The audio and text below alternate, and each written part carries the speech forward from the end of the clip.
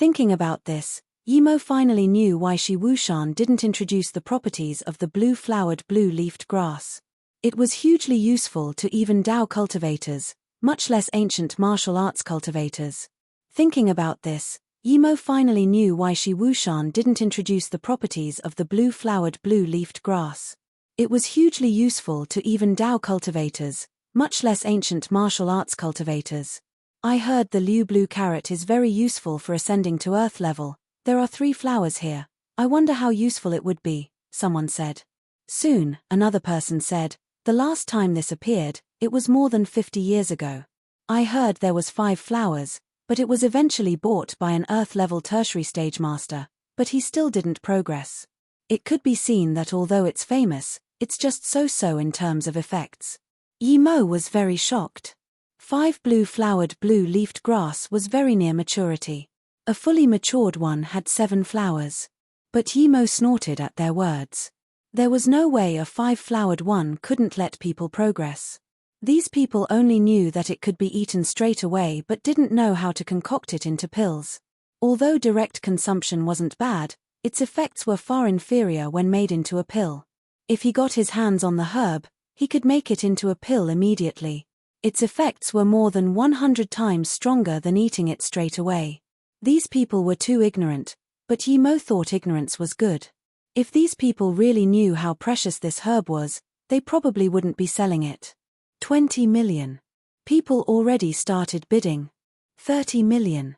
50 mil. The price skyrocketed. Although they didn't know the herb could be made into a pill that could allow someone to break through earth level or a higher level, the flower could still allow a black level to break through into earth level, and perhaps even let an earth level get a little stronger. This was enough for everyone to bid on it. When Yimo had reacted, the price has skyrocketed to 200 million. This was completely over his bottom line. His assets combined was only 100 million. 300 million. One old man just added 100 million. Yimo thought, all the wealthy people were here indeed. 500 million. The price rose again, but by 200 million this time. Till now, Yimo finally realized how rich people could be. His Lotus Life pill only sold for 100 million, but this auction was only halfway. The most precious item hasn't even come out yet, and an item's price had already risen to 500 million. Yimo didn't know where these people got their money from, but he knew this was far from their bottom line. The price paused for a little at 500 million. Yimo was calculating his assets. He had 100 million now, and later on, that Lotus Life pill should sell for at least 200 million. This already amounted to 300 million, and he still had 5. So even if it was sold for 100 million each, that would be 500 million. 800 million. Yimo calculated and bidded. 800 first time. Shi Wushan knew the herb was very precious. 800 million was not a low price, but this was far from the final price. Chimpage. A sneer sounded. Yimo immediately knew this was directed to him. This person was so strong, but he really didn't want to give up like this. However, if he was to offend this person as well, he would be offending too much people at this auction. One lone wolf, he wasn't afraid. However, if there was someone stronger than lone wolf as well, he would really be in danger. 1 billion. This old man sneered but didn't stop bidding. Yimo felt depressed. These bastards stayed in the hidden sects all day long. Where did they get all this money from? 1 billion. Who in China could just casually take out 1 billion cash now? Even if it was Bill Gates, his wealth were in stocks. Although 1 billion was nothing for Bill Gates, how many Bill Gates were there in this world, much less in China? 1, 2 billion. Someone bid and Yimo completely gave up on bidding. This was too much for him. 5 billion. The old man's tone was very uncomfortable and added 300 million, 2 billion. The other bidder was relentless too. Old bastard Shia, you're really going to fight with me over this? This price had exceeded the worth of the flower itself. The other bidder heard someone call out his name. He sneered and pulled down his face cover. Zhong Zhuhui, I, Xia Jiaji, must have this Liu blue carrot, please give me some face. Zhong Zhuhui seemed to know it was implausible to fight over this with the Xia family just with his power. Although he felt depressed, he had no choice but to sit down. Eventually, this was bought away by the Xia family for 2 billion. Yimo wasn't satisfied, but he had no choice either. He was thinking if this old bastard Xia was from the Xia family Mo Kang talked about. If he was, then he would find them and steal the herb if he had to. The next item made Yimo understand what precious really meant. It was an earth-level cultivation method, and it was sold for 5 billion. Another Tai Yi godsword, which was said to be used by an ancient deity Lu Dongbing, was sold for 4 billion. There were even luminous pearls sold here, also more than 2 billion. At this moment, Yimo sighed. His 100 million wasn't enough for spare change for these guys. Yimo finally understood what wealthy people were like. He sighed, perhaps he was one of the poorest here. Even those few nuns were richer than him. Yimo didn't know that these billions were the year's worth of savings for these sects. Money really wasn't anything for these hidden sects. Even if they had to take out all the money, it would be fine as long as they bought something useful. It was really easy to earn money for these hidden sects, but these precious herbs and items depended on fortune and luck. Ha ha ha ha, my internal injuries are gone, magnificent pill, magnificent pill. Miao Quan suddenly stood up and said in excitement. The people sunk into silence again. A lot of people knew about Miao Quan's injuries, but they didn't really expect a lotus life pill to be able to cure him. People started to regret again. They thought it was bad luck missing the first pill, but they missed the second pill too. Both of the buyers used it on the spot and proved its worth. The next item is the most precious item. This item has been auctioned before. You might have guessed it already. Indeed, it is the face-preserving pill. This is the second one in the auction. Starting bid is 100 mil, each increment. Before Shi Wushan finished, the stadium was already in pandemonium. After seeing the unbelievable effects of the first and second pill, everyone was excited for this. No one wanted to miss this last chance. At the end of the auction, the climax had come. However, many people's pockets were empty since they had used all their money. Although they knew this pill was unequaled, they had no money to compete for it.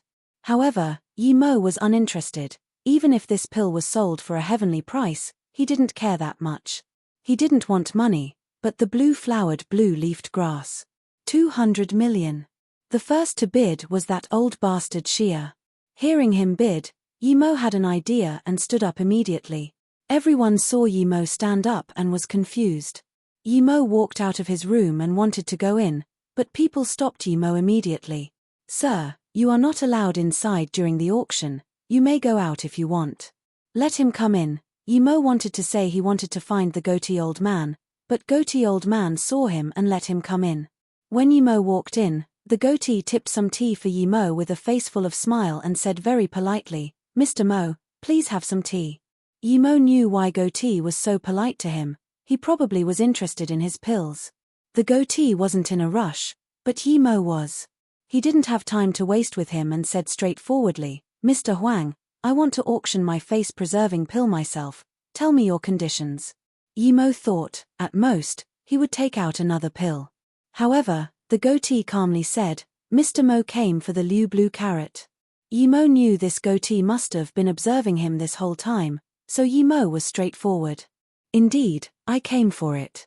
Tell me if that's possible, I still have large amounts of pill we can deal. If you don't allow it, never mind. The goatee laughed. Sure, we should agree just from what Mr. Mo said. This is not just a once-a-time auction, so if Mr. Mo has more pills, I think. The goatee laughed. Sure, we should agree just from what Mr. Mo said. This is not just a once-a-time auction, so if Mr. Mo has more pills, I think. There's no problem with collaboration, if you need pills, I can provide it all. Yimo was impatient. If they kept talking, the auction would be over. Great, it's wonderful talking with Mr. Mo, I agree. After the auction, you can come check out all together, then, we can discuss further collaboration. The goatee saw Yimo's impatience and said immediately. Yimo sneered, discuss my ass. After the auction, he would play missing immediately. He still had 100 million in the auction holder's hands, but he wouldn't be dumb enough to take that 100 million. If he got the blue-flowered blue-leafed grass, he would immediately escape. He could tell that this goatee wasn't a good person. 1 billion. The price had skyrocketed. Shi Wushan suddenly said, "Calm down, everyone." Due to the owner of the pill's request, he wished to be in this auction himself. "Now, we will hand it over to the owner of the pill." The scene calmed down but was soon boisterous again. Although there had never been such a rule, no one wanted to offend the owner of the face-preserving pill. If he could take out 2 face-preserving pills, who knew if he could take out more? Plus, if they annoyed the owner, then the owner just wouldn't sell it to them, then what can they do? Although Yimo really wanted the blue-flowered blue-leafed grass, he didn't dare to be too confident. He wore black clothes and pants, covering himself tightly, and even wore shades. He was afraid people would recognize him. If they did, he would be a goner. "Now, the last face-preserving pill will be sold by me. The current price is 1 billion. Is there any higher price?" Although Yimo changed his voice, some people immediately realized something. The black-clothed woman in room 32 immediately frowned and said to herself, "This guy is so similar to that DA who, but how can that be?" If she took off her mask, Yimo would immediately recognize her to be Jing Shi. "I bid 1.3 billion. As soon as this voice sounded, Yimo was excited. He was waiting for this man to bid. Since he bid, Yimo didn't wait for other bids and said, "If it's Mr. Xia, I have a suggestion. If Mr. Xia can take out your Liu Blue Carrot, this face-preserving pill is yours. The reason I came to do the auction myself is because I'm interested in your Liu Blue Carrot, Mr. Xia." Yimo told the truth because even if he didn't, other people would know, so he might as well say it. But as soon as he said this, the scene erupted. This was because Yimo ended people's hopes of buying the face-preserving pill. However, Yimo wasn't worried at all and immediately said, "Everyone please calm down. If anyone makes a hustle, our sect will blacklist you, never to be allowed to buy more face-preserving pills and other pills." "What, there's more?" someone asked immediately. "Of course, our sect is a large set. Since we had pushed out 2, there would definitely be more. These 2 are just a test for the market." Yimo blatantly lied. No one knew if the face-preserving pill could grant eternal youth, but it was sure able to make someone prettier. Just due to this, it was worth that much. "When's the next time?" people couldn't wait and asked. Yimo slowly said, "When our next batch comes out, we will send out invitations to the world asking everyone to gather again." The Xia family man was a bit hesitant. If there wasn't the next batch, perhaps he would agree. However, if this face-preserving pill was mass-produced, then this trade would be not worth for him. Due to Yimo's words, the auction place calmed down again. No one wanted to offend a big sect who could produce the face-preserving pill. If they really pissed Yimo off, then they would be blacklisted. Plus, they had more than just one type of pill. After a while, the Xia old man said, "A trade is possible, but I need 2 flowers on the Liu Blue Carrot. If that's not possible, then I would have to reject." The scene rumbled again. The most valuable part of the carrot was the 3 flowers. This guy took 2, then, it wouldn't even worth that much. However, Yimo had a fit of excitement. To him, the flower was not bad, but in his hands, he could make it grow 3 more flowers. Even if he couldn't, the root and leaves were good ingredients too. "That's fine." Yimo suppressed his excitement and agreed. The crowd was shocked, but Yimo quickly exchanged items with the Xia man and retreated. "Mr. Mo, please sit for a while. After I finish dealing with the other customers, we can discuss our collaboration." The goatee was more and more polite to Yimo, but the glare in his eyes couldn't escape Yimo's spirit sense. This guy was interested in his recipe. It seemed that he didn't just want a collaboration, but instead wanted to devour him whole. As expected, under adequate interest, anyone could be betrayed. However, he was confident that he had never taken off his mask in front of the goatee, so it would be hard for the goatee to recognize him. Seeing Yimo nod, the goatee walked out and Yimo stuffed the blue-flowered blue-leafed grass in his ring, then he followed with an invisibility technique. The goatee walked out, closed the door, and locked it from the outside. Then, he made a gesture to the 2 guards. It was obvious that he wanted to lock Yimo in. When Yimo walked out of the auction site, many people left continuously. He knew that as soon as he appeared, at least 2 people would follow him. One was the lone wolf, and another was that Zhong Zhuhui. Yimo took off the black clothes and continued to walk out of the Shi Shuang temple door while invisible. Amongst so many masters, he didn't dare to use Kai, but he could still power walk. What Yimo felt surprised was that after he left, he didn't find Lone Wolf and Zhong Jihu to stop him.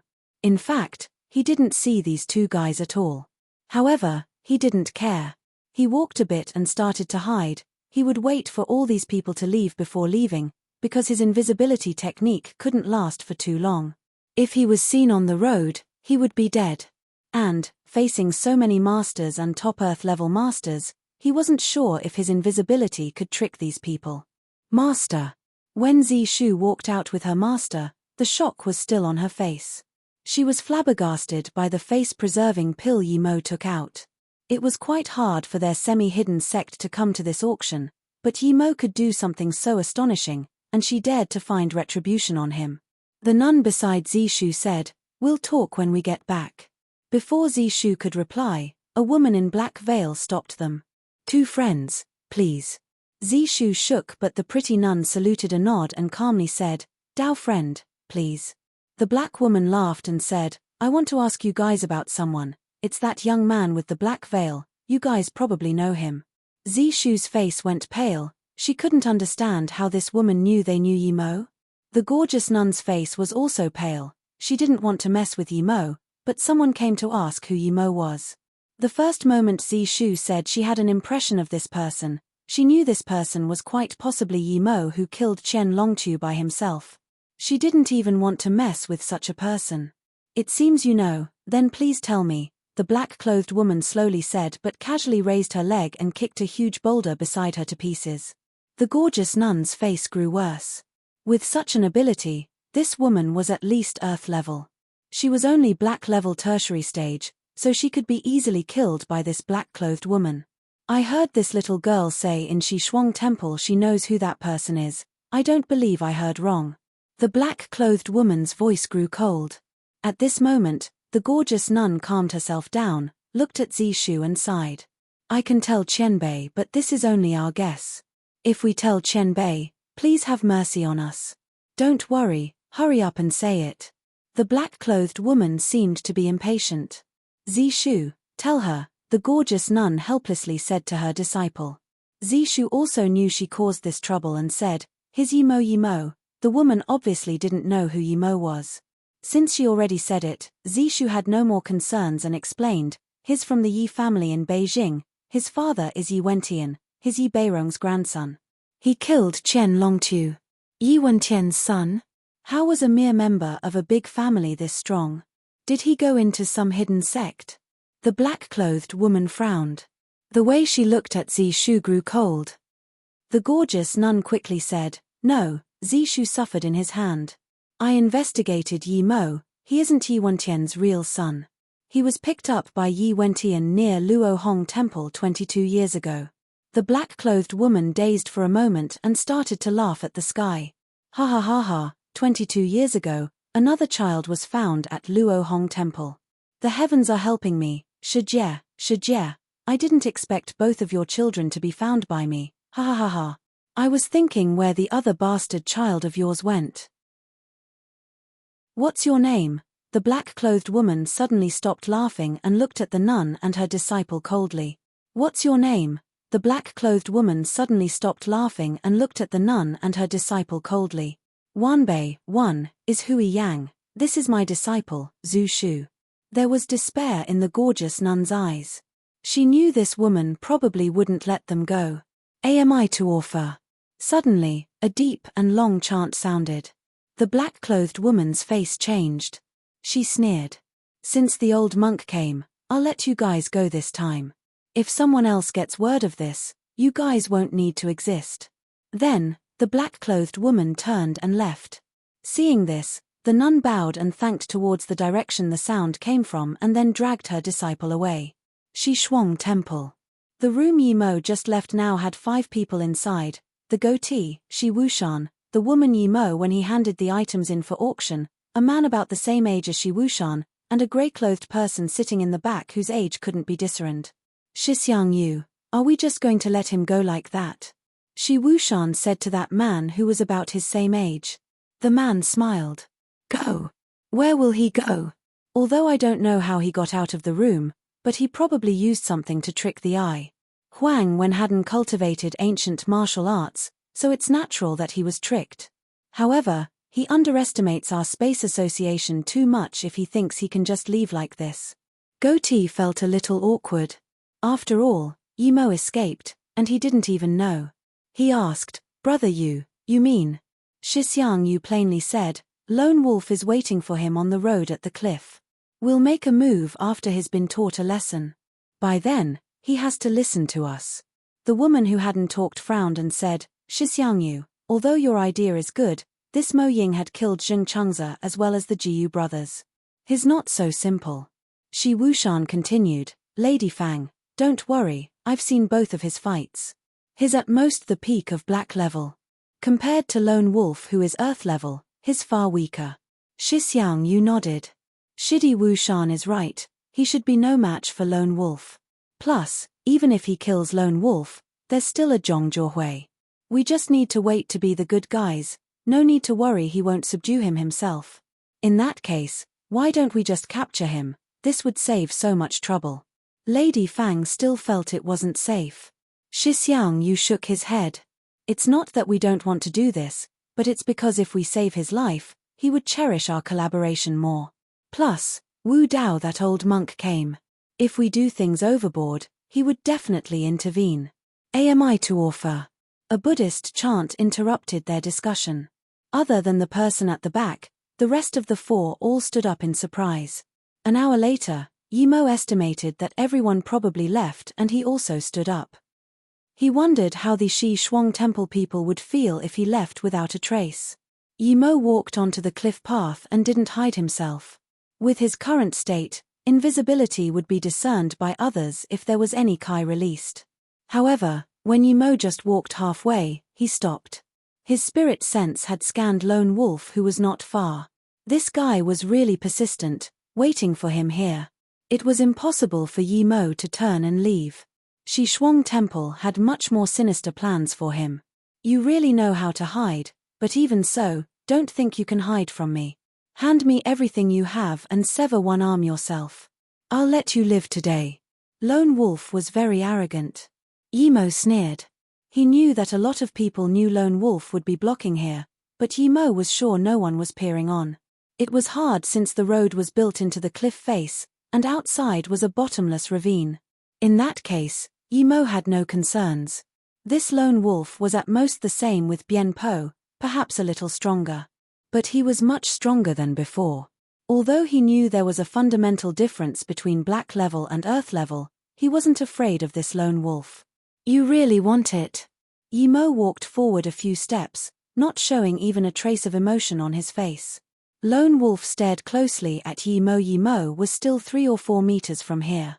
If Yimo dared to take another step, he would attack immediately. He only had to make sure that the body didn't fall off the cliff.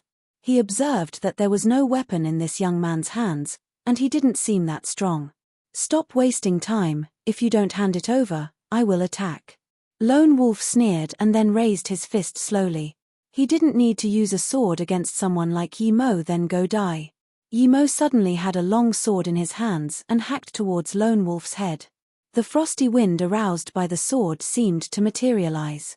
As soon as Yimo hacked, the wind had crossed a few meters and came above Lone Wolf's head. Lone Wolf was shocked. He didn't have time to think where Yimo's sword came from. He jumped off the road and attacked with his fist at the same time. Lone Wolf's eyes were rather good. Thud, the back of Yimo's sword clashed with Lone Wolf's fist. Yimo took a few steps back as the blood in his heart ruptured. He complimented Lone Wolf's reaction and eyes. Even when his fist was rushed, Yimo still took some damage from it.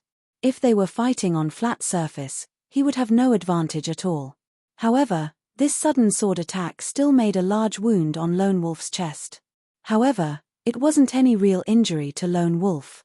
The only advantage Yimo created was forcing Lone Wolf off the cliff road. At this moment, Lone Wolf flipped in the air and wanted to come back onto the road. Yimo's main purpose was to force Lone Wolf off the road. If Lone Wolf came back, he would lose all the advantage he had. Perhaps he would really have to jump off to escape. Since he achieved his goal, he wasn't going to let Lone Wolf come back. At this moment, Emo knew his difference with the Earth level was really huge. Before reaching stage 4, he wouldn't be able to fight them properly at all. Bastard, you want to die. Lone Wolf was inexplicably angry. He was ambushed by an insect he could kill at any time. He flipped in the air and was about to land back on the road. However, Emo didn't hold back at all. He sliced multiple wind blades at Lone Wolf. It was as though Lone Wolf was coming back for him to kill. Emo used this move against Bien Po and felt it was quite handy against martial art cultivators stronger than him. Just when Lone Wolf was about to land, he felt a frosty wind come at his face. He took quite a fright from Emo suddenly brought out a sword from nowhere and immediately knew this frosty wind wasn't that simple. He didn't dare to block and quickly flipped to avoid it. He did 2 flips in the air, causing all the chi in his lung to be used up. Even he would die for sure if he fell off such a high cliff. He really didn't expect his small negligence would result in him being forced to this state by an insect. If it was on flat ground, no way would he be afraid of a mere 20-years-old ant. Emo's plan succeeded. He didn't even think and rushed up attacking again with the sword. At this moment, Lone Wolf also pulled out a short leaf-like sword, clashing with Emo's sword. Clank, under the fire sparks, Lone Wolf was smashed down a few more meters, sticking closely to the surface of the steep cliff wall. He didn't dare to move anymore. Emo gasped at the chi reserve of Earth level. This guy still didn't fall off the cliff. At this moment, Lone Wolf also regretted. He was at a complete disadvantage. He didn't expect this young guy to be so hard to deal with. What was that invisible projectile? And how did his sword suddenly appear? And, this long sword seemed like the one Bien Po used. Did he kill Bien Po? Thinking about this, Lone Wolf couldn't calm down anymore. This guy could even kill Bien Po. If that was true, then he could kill him. But would he even let him go after knowing he killed Bien Po? For the first time, Lone Wolf sweated in front of someone whom he thought was an ant. Seeing Lone Wolf stick to the cliff wall 7 meters below like a bat, Emo sneered and took back the sword. Although it was a casual movement to Emo, Lone Wolf's eyes was full of terror. He could think of it as Emo was good at hiding weapons before, but now, he clearly saw with his own eyes that Emo put the sword away into thin air. Lone Wolf had experienced countless life and death situation. Although he underestimated Emo at the start and chose the wrong ambush point, he had woken up to the situation he was in now. Friend, it's my fault. I'm willing to give everything I have and swear not to disclose what happened today nor trouble you. Lone Wolf quickly begged for mercy. Emo sneered. You're too naive. Since I attacked, I don't have the habit of showing mercy. 1. TL note, WN Bei, the opposite to Chen Bei, it's what the younger generation refer to themselves as. Lone Wolf suddenly sneered. So what? What can you do to me now? Lone Wolf wished that Emo would go find something to throw at him. As soon as Emo left, he could come back immediately. But then, he felt things wouldn't be so simple. Lone Wolf suddenly sneered. So what? What can you do to me now? Lone Wolf wished that Emo would go find something to throw at him. As soon as Emo left, he could come back immediately. But then, he felt things wouldn't be so simple. Emo laughed. I have 100 ways to kill you. I can dig a stone and kill you now, but I won't do that. Hearing Emo was going to dig stones, Lone Wolf's face changed, but he felt relieved when he heard Emo say he wouldn't. His face kept changing as he thought what he was going to do. It's because I will kill you personally. Then, Emo actually jumped off the cliff. Lone Wolf was shocked but was immediately filled with joy. If Emo also jumped off, then he wouldn't be afraid of him at all. Just when he was thinking about how to counter-attack Emo, 3 frosty winds shot at him. He couldn't dodge them at all. If it was on flat ground, he could still dodge, but on this slippery cliff face, he could only dodge the 2 aimed towards his head. He couldn't dodge the one at his chest, however, he thought that even if he took this blow, he would still drag Emo down. But Lone Wolf immediately felt this coldness from his back. He subconsciously looked, but his will was starting to get fuzzy. How is this possible? As soon as this thought dissipated, the lower half of his body fell into the cliff. At this moment, Emo grabbed onto Lone Wolf's sword and used wind controlling technique to come back to the road. Lone Wolf was nowhere to be seen anymore. He played with the sword and felt it wasn't bad. If he couldn't make a better one, perhaps it was good to give Shu Ping this one. He got this one from Lone Wolf and didn't need to hide it. After all, a lot of people knew Lone Wolf was waiting for him here. If Lone Wolf died, everyone would know it was him. Plus, Emo also heard that this Lone Wolf was a solitary person. He had no sect, so Emo didn't need to worry. He put the sword on his back and then continued walking along the path. He was very careful and kept his spirit sense on high alert. He killed Lone Wolf, but if he was right, that Zhong Zhuhui probably wouldn't let him go. After all, too many people knew the Liu Blue Carrot was in his hands. Emo thought right. As soon as he walked out of this cliff path to the metal chain bridge, he saw Zhong Zhuhui. And he wasn't by himself, there were people everywhere. It seemed these people weren't just here for the show but wanted to get something amidst the chaos. Zhong Zhuhui carried an ancient-looking double-edged sword on his back. His hair was white, but Emo knew he was much stronger than Lone Wolf. Zhong Zhuhui saw Emo and was dazed, but he saw the sword on Emo's back and quickly reacted, saying, "I would have thought it would be Lone Wolf, but you actually killed him. Since you can kill Lone Wolf, I won't be harsh on you. Hand the Liu Blue Carrot and leave." Where did you put it? Zhong Zhuhui suddenly realized that other than a sword, there didn't seem to be anything else on Emo. Emo scanned around and then looked coldly at Zhong Zhuhui before plainly saying, "You are Zhong Zhuhui?" Zhong Zhuhui's face sunk.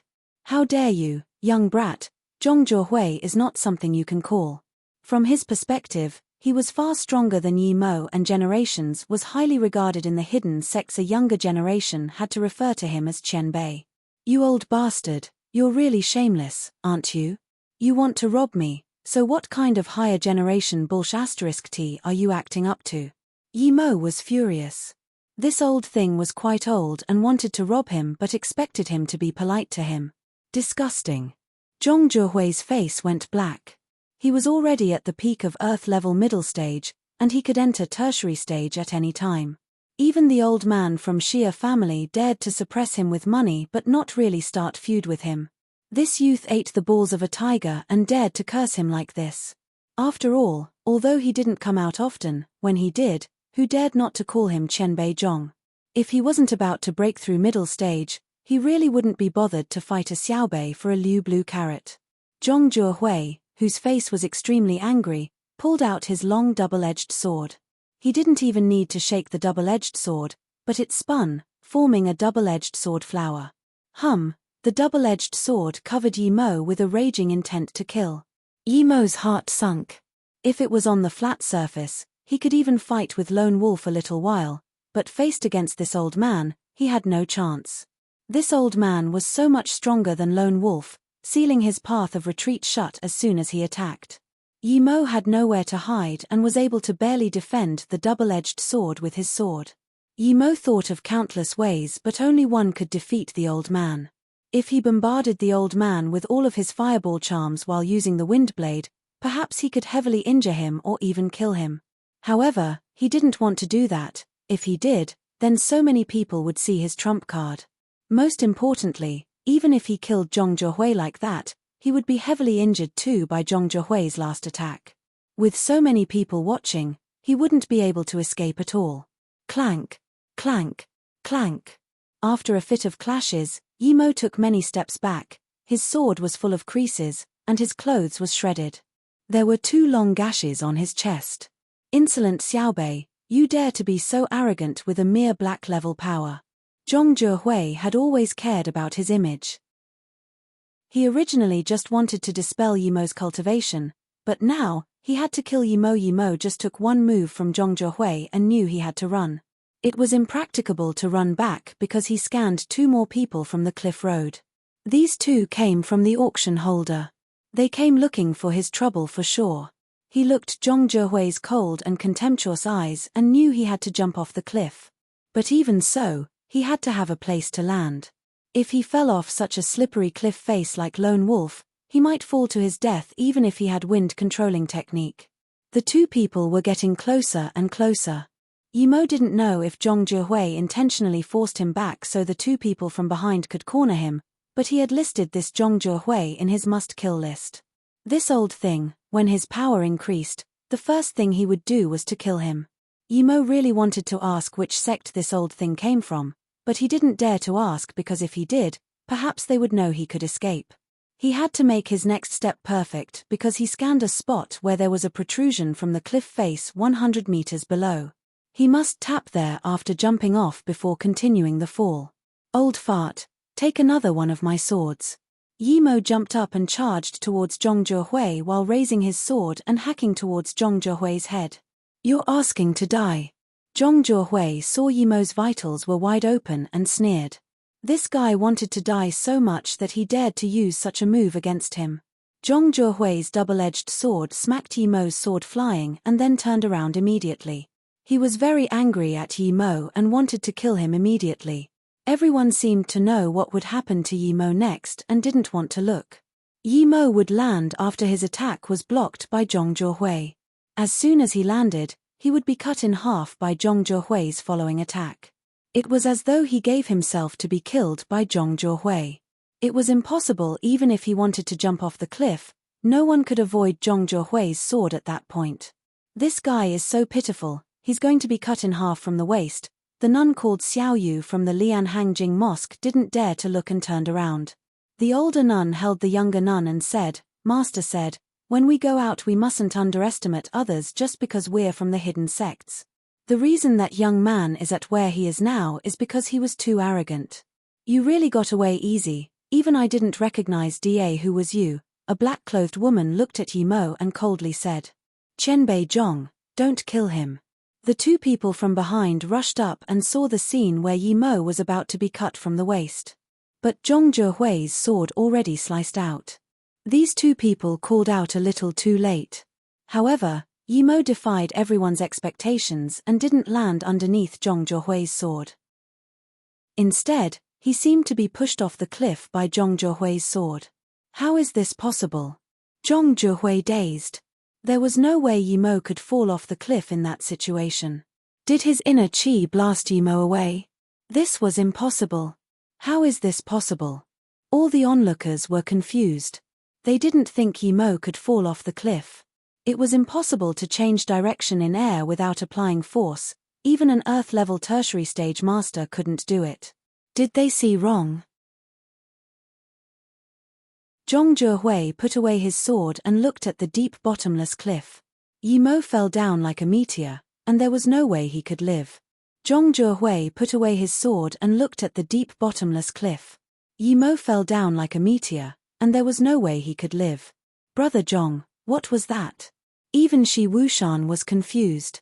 Zhong Zhihui nodded and said, perhaps I used too much force on that sword, and I didn't expect this punk to be so weak that he got blasted away by my sword. Although people were still confused, this explanation could barely work.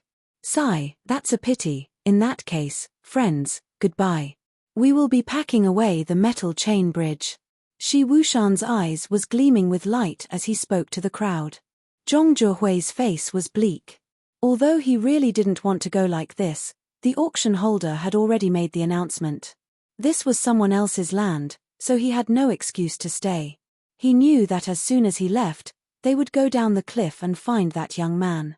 That meant that he did all the hard work and couldn't get anything. Although he was depressed, he had no choice. Everyone seemed to know what the auction holders were thinking and all left. Since that guy was wanted by the auction holder, there was no point in staying here. The black-clothed woman looked at where Yimo fell and frowned. She seemed to have thought of something and had a cold smile on her face before turning to leave with everyone. Of course Yimo knew it was risky using wind-controlling technique like that. Some people might even realize it, but he had to do it. First, if he didn't do that, Zhong Zhihui would kill him as soon as he landed. That wasn't even the main point.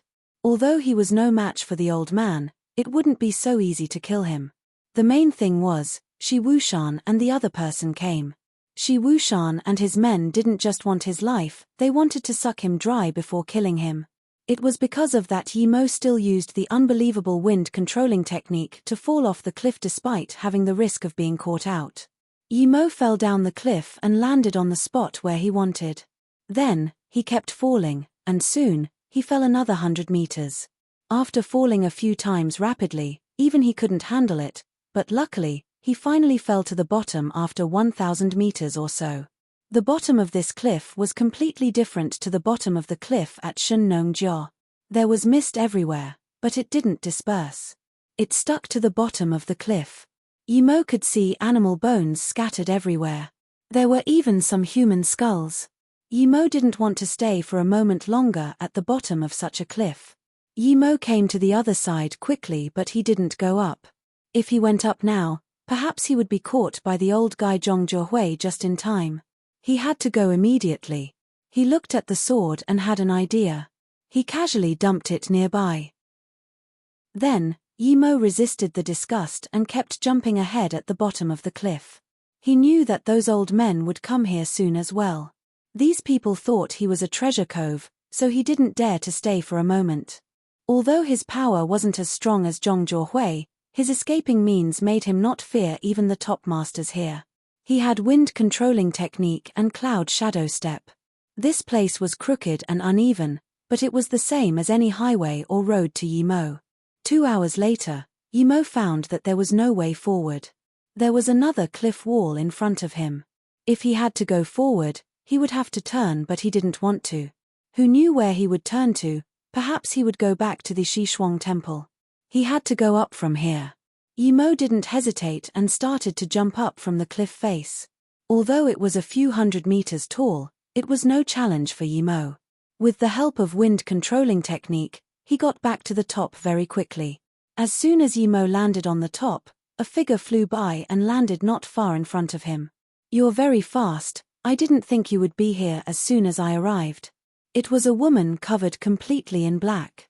Yimo heard the voice and knew who she was. It was Jingxi. "It's you." Yimo's heart sunk. How did Jingxi know he was going to appear here? Jingxi sneered. "If you don't want to be surrounded here, then follow me." Then, she turned as though she knew Yimo would follow. Yimo had no choice indeed. He knew that if he stayed here, he would be in danger. Since Jingxi knew he would come up from here, perhaps other people would know too. Jingxi's speed was very fast. She didn't seem to worry Yimo wouldn't be able to keep up. 2 hours later, it was near noon. Jingxi brought Yimo left and right until they arrived at the stadium where Yimo followed her before. Yimo knew that it was a metal chain going down from here and past that would be the Serenity Gate. He didn't know why Jingxi brought him here. No matter what, Yimo wasn't scared. He was now facing Jingxi by himself, but he still had so many means that he hadn't used. He believed Jing 11 couldn't play any tricks in front of him. Jingxi took off the black veil, showing her gorgeous face.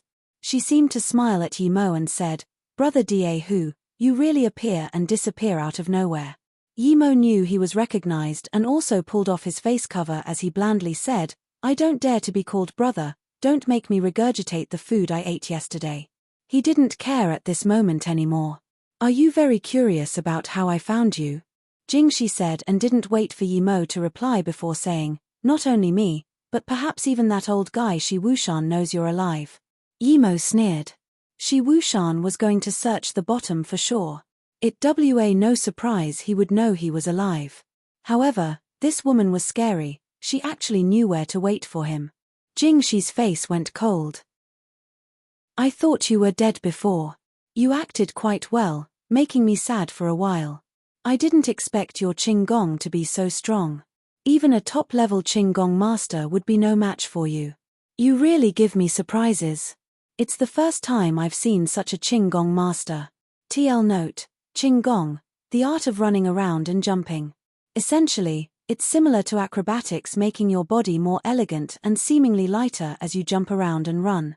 After pausing for a moment, Jingxi continued, "Since you can be fine falling from Liangnong Cliff, then you wouldn't die from a fall at Xishuang Temple. You think only I recognized you when you turned in the air." Yimo sneered and sat down. "If there's something you want to say, then be straightforward. I haven't eaten since last night. After you're done, I'm going to eat. He understood now how Jingxi knew he wouldn't die. Jingxi looked curiously at Yi Mo. You're quite calm, although your Qinggong is very strong, but you're still in Wuliang Mountain, and you have no way of getting out now. Do you think Space Association will give up searching for you? Stop dreaming. How about you do a deal with me? I won't let you lose out. It's my first time, I'll give it to you. Jingxi's eyes became watery as though returning to that Jingxia. Yi Mo sighed. This woman really was astute. Although he admitted she was beautiful and was a nun who knew how to seduce men, he really had no interest in her. She was too psychopathic. Haha, let's talk about having sex later. Tell me your conditions. Yi Mo laughed. Jingxi's face seemed to have blushed. She didn't expect Yi Mo to be so blatant. She cursed. Do you think it's so easy to get in bed with me? Keep dreaming, kid. However, she didn't say that and instead slowly spoke. Last time, you came up from Liangnong Cliff. Did you follow me to here? Then, you saw me go into my sect. I believe it should be no problem for your Qinggong. Indeed. Yi Mo didn't need to hide. Jingxi bit her teeth and sneered. As I thought, tell me why you want to go to Serenity. Don't tell me you went to find Susu. Yi Mo smiled. Why can't I go find Susu? I went to find her, am I not allowed to? You like Susu? Jingxi opened her eyes wide and stared at Yi Mo as though shocked by this news. Can I not like Susu? Do I have to like you? Indeed, I do like Susu. Yi Mo wasn't afraid of this old nun, so he didn't need to hide. Jingxi suddenly laughed. Dahu, if you like Susu, you need my help. Do you know, I'm Susu's shushu. Without my help, you won't even be able to see her. How about it? Are you going to suck up to me? Plus, do you think you can find serenity just by going down those chains? Stop dreaming, my little brother. Yi Mo didn't suspect that Jingxi was Luo Susu's shushu. However, he dropped his animosity. Since Jingxi was Susu's shushu, he shouldn't get on her bad side, although she's a bit psychopathic. Tell me, what do you want? Yi Mo didn't have any good impression of this nun. But this was Susu's shushu and he couldn't offend her too much. Jingxi enticingly smiled. In fact, I quite like you too. Then, she looked at Yi Mo and said, you have a lot of good things on you, even a face-preserving pill. Are you going to give me one? Yi Mo was unimpressed. He said, do you think it's sold on the streets? The person whom I saw carry a girl that day at Shenongjia's Chiu Tuo Peak was you, right? The person who picked the red leaf pumpkin fruit was also you, right? Jingxi's tone suddenly grew cold as she asked. Yi Mo also coldly glanced at Jingxi. If you want to ask me about this, I'll tell you the truth, I don't know. If you want face-preserving pill, I don't have any now. These pills aren't mine. If you don't have any other questions, then I'm leaving. Yi Mo also coldly glanced at Jingxi. If you want to ask me about this, I'll tell you the truth, I don't know. If you want face-preserving pill, I don't have any now. These pills aren't mine. If you don't have any other questions, then I'm leaving. Jingxi giggled. I really can't do anything about you, little guy. Don't say so much. Can you leave? Susu will be engaged with the Dian Kang sect next month. I hooked them up. Yi Mo abruptly stood up. Take me to see Susu now. If she's willing herself, then I have nothing to say, but if you forced her, then don't blame me. Aya, so much anger. So what if I don't bring you to see Susu? Do you think a mere black-level martial artists like you can face off Dian Kang? They can kill you with one finger. Jing 11 didn't care that Yi Mo was mad at all. Yi Mo stayed silent for a moment before saying, Liu Blue Carrot isn't on me now, but I can promise to give you that flower. As for the face-preserving pill, I can ask that Qian Bei for you. I also want your Qinggong, Jingxi plainly said. Yi Mo coldly looked at Jing X. Even if I give it to you, you won't be able to learn it. Jingxi contemptuously said, that's my problem, I don't need you to worry. Just tell me if you agree. Okay, if you bring me to see Susu. Yi Mo agreed to Jingxi's request without hesitation. To him Cloud Shadow Step was nothing. He was a cultivator, he really didn't care much about a martial art. Jing 11 smiled. You're really obedient, now, come on with me. Seeing Jingxi not ask for anything, Emo phased, "You're not worried I go back on my words?" Jingshi laughed. "That's only if you can. Do you think you can come out after I bring you in without me? I'm really starting to like you, you're so naive." Emo was disgusted, but he knew what Jingshi meant. It was due to key, but fortunately, Jingshi didn't know he had the key. It was because he had the key that he forgot that it was needed to go in and out. Jingshi brought Emo onto the metal chain and at the end. She opened a small door on the side of the cliff with a card and brought Emo in through a small door. She saw Emo didn't seem to be surprised at all and curiously asked, "Why aren't you surprised at all? Can you find here without me?" Emo was thinking there was no way Jingshi would be so easy to talk to. He just didn't understand what she was going to do. Now that Jingshi asked, he thought of her contemptuously. "Without you leading the way, I'd go in faster. I can't come here without you." Emo's tone was bland, making Jingshi feel as though she punched cotton. Little did she know Emo was saying the truth in another sense. Last time, he really wouldn't be able to come in here without following her here, but now, he could go in and out. Jingshi had no business about that. The metal chain bridge had been retrieved, but at this moment, Shi Wuxian and Shi Xiangyu stood here with a very bad face. Had he been eaten by a huge snake? Lady Fang said on the side. Shi Wuxian frowned. "It shouldn't be. I feel that Mo Ying's last attack is a bit strange, and the place he fell was also very strange. I suspect he fell off in purpose. If that's the case, then he wouldn't be eaten by a snake. Plus, there are no big snakes nearby. And, we didn't find his sword either. The only thing is that no one would be able to survive if they fell off here, much less a mere black-level martial artists. We have found the sword, Elder Shi." At this moment, a man in his 30s came up the soft stairs. There was a crooked sword in his hands. That means he really might have been eaten by something. Shi Wuxian looked at the sword and suspiciously inquired. Shi Xiangyu, who hadn't talked, bleakly said, "Regardless of whether he's alive or dead, we must find him. This person has such overwhelmingly powerful pills. Even the method of concocting them is worth a fortune. If we can get these, our space organization will be unrivaled." Shishu. When Jingshi brought Emo into the Door of Serenity, 2 small nuns guarding the entrance came up and greeted respectfully. The 2 nuns saw Emo behind Jingshi and were very surprised. An older-looking nun came here and also looked at Emo in shock before asking, "Shamai Jingshi, this is?" Jingshi bowed a little and said, "Shijie Jingxian, his Mo Ying, he came to look for Susu." Jingxian frowned. "Shamai Jingshi, our sect has never let outsiders in, especially a male." Emo scanned his spirit sense over this patch of houses and didn't find Luo Susu. Hearing Jingxian's words, he walked and explained, "Qianbei, Luo Susu once saved Wanbei's life. So I came here to thank her. Please forgive me for my impoliteness." Jingxian shook her head.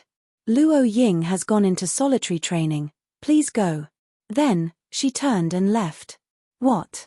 Emo was shocked as though he was struck by lightning and stood where he was. "Luo Ying, Jingxian just said Luo Ying? Qianbei, please hold up."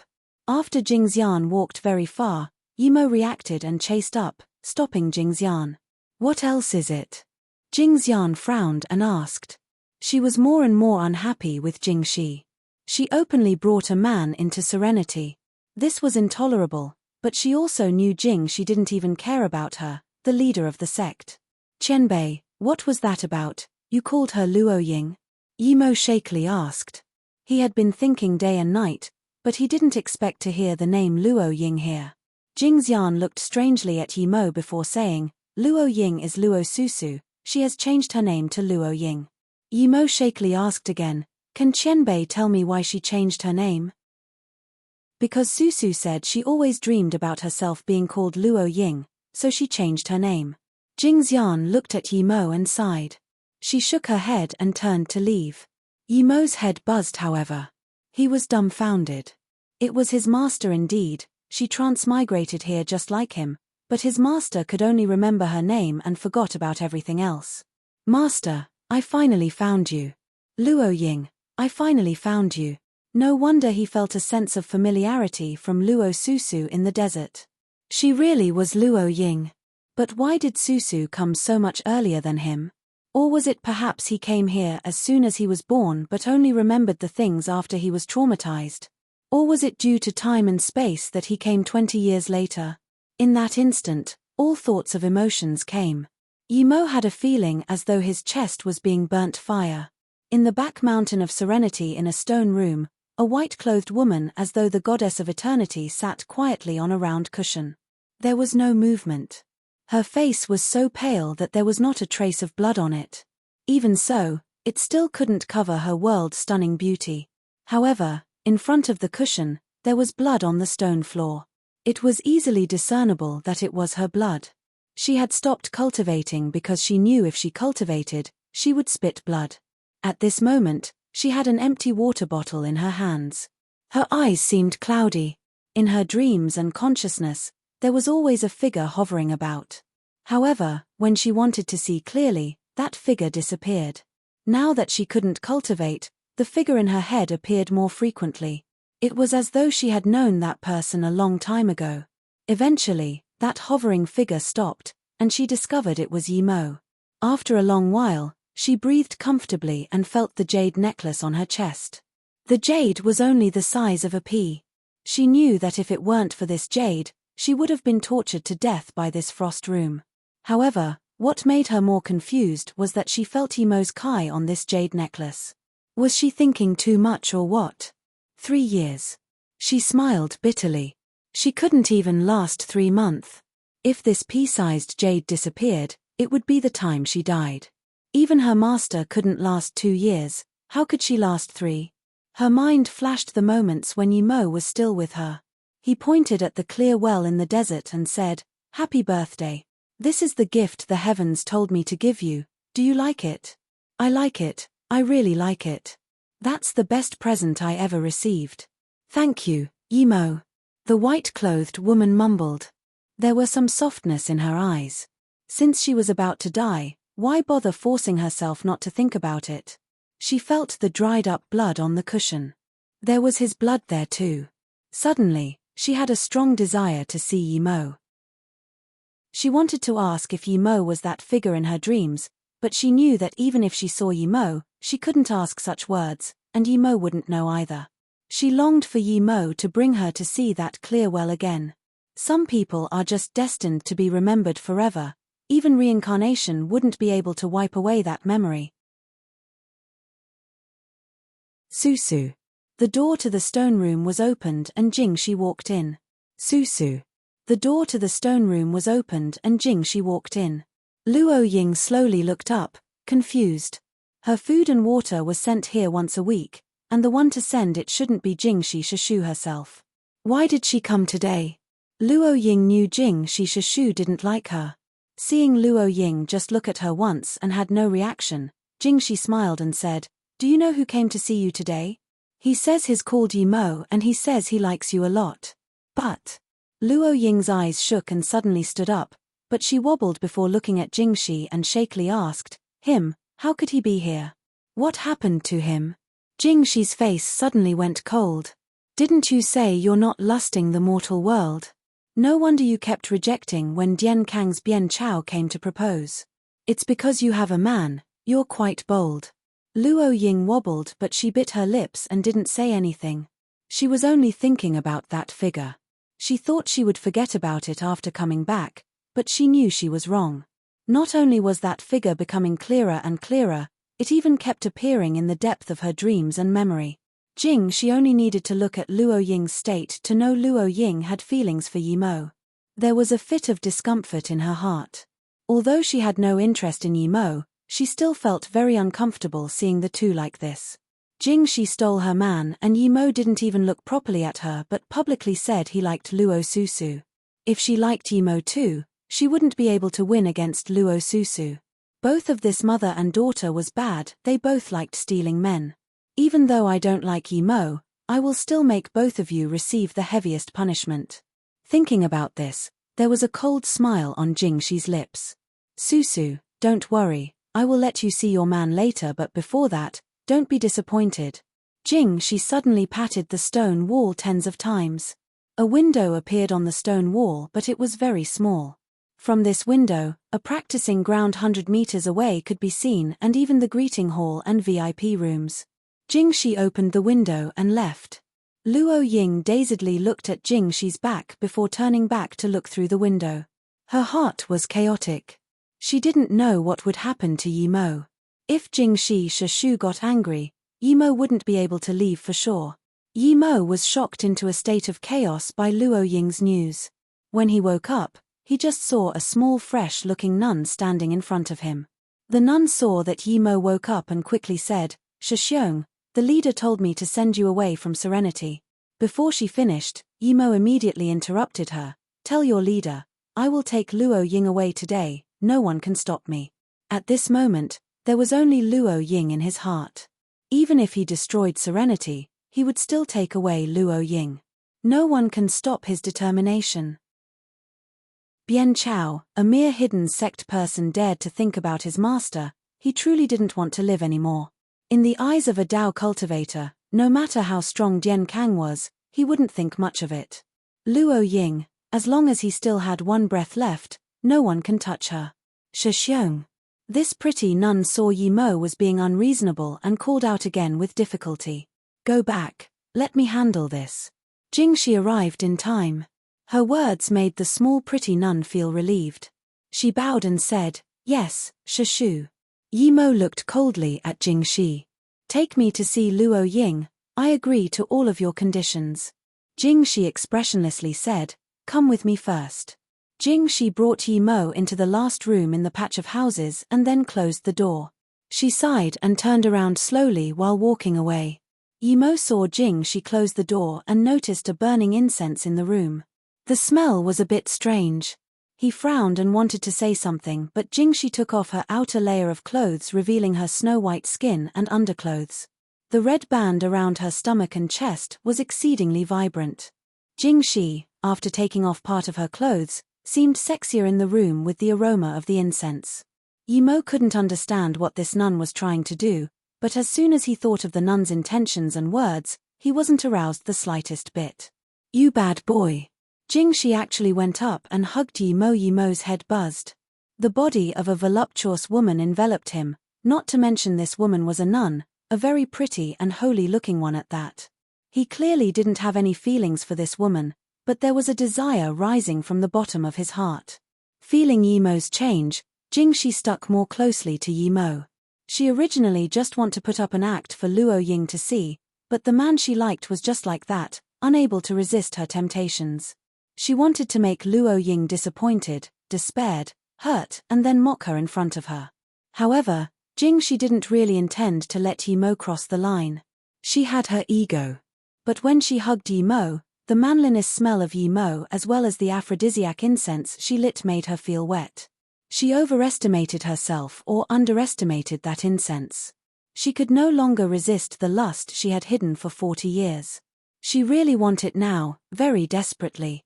Jing 11 breathed heavily, her eyes were cloudy and she couldn't resist to stretch out her tongue to find Yi Mo's lips.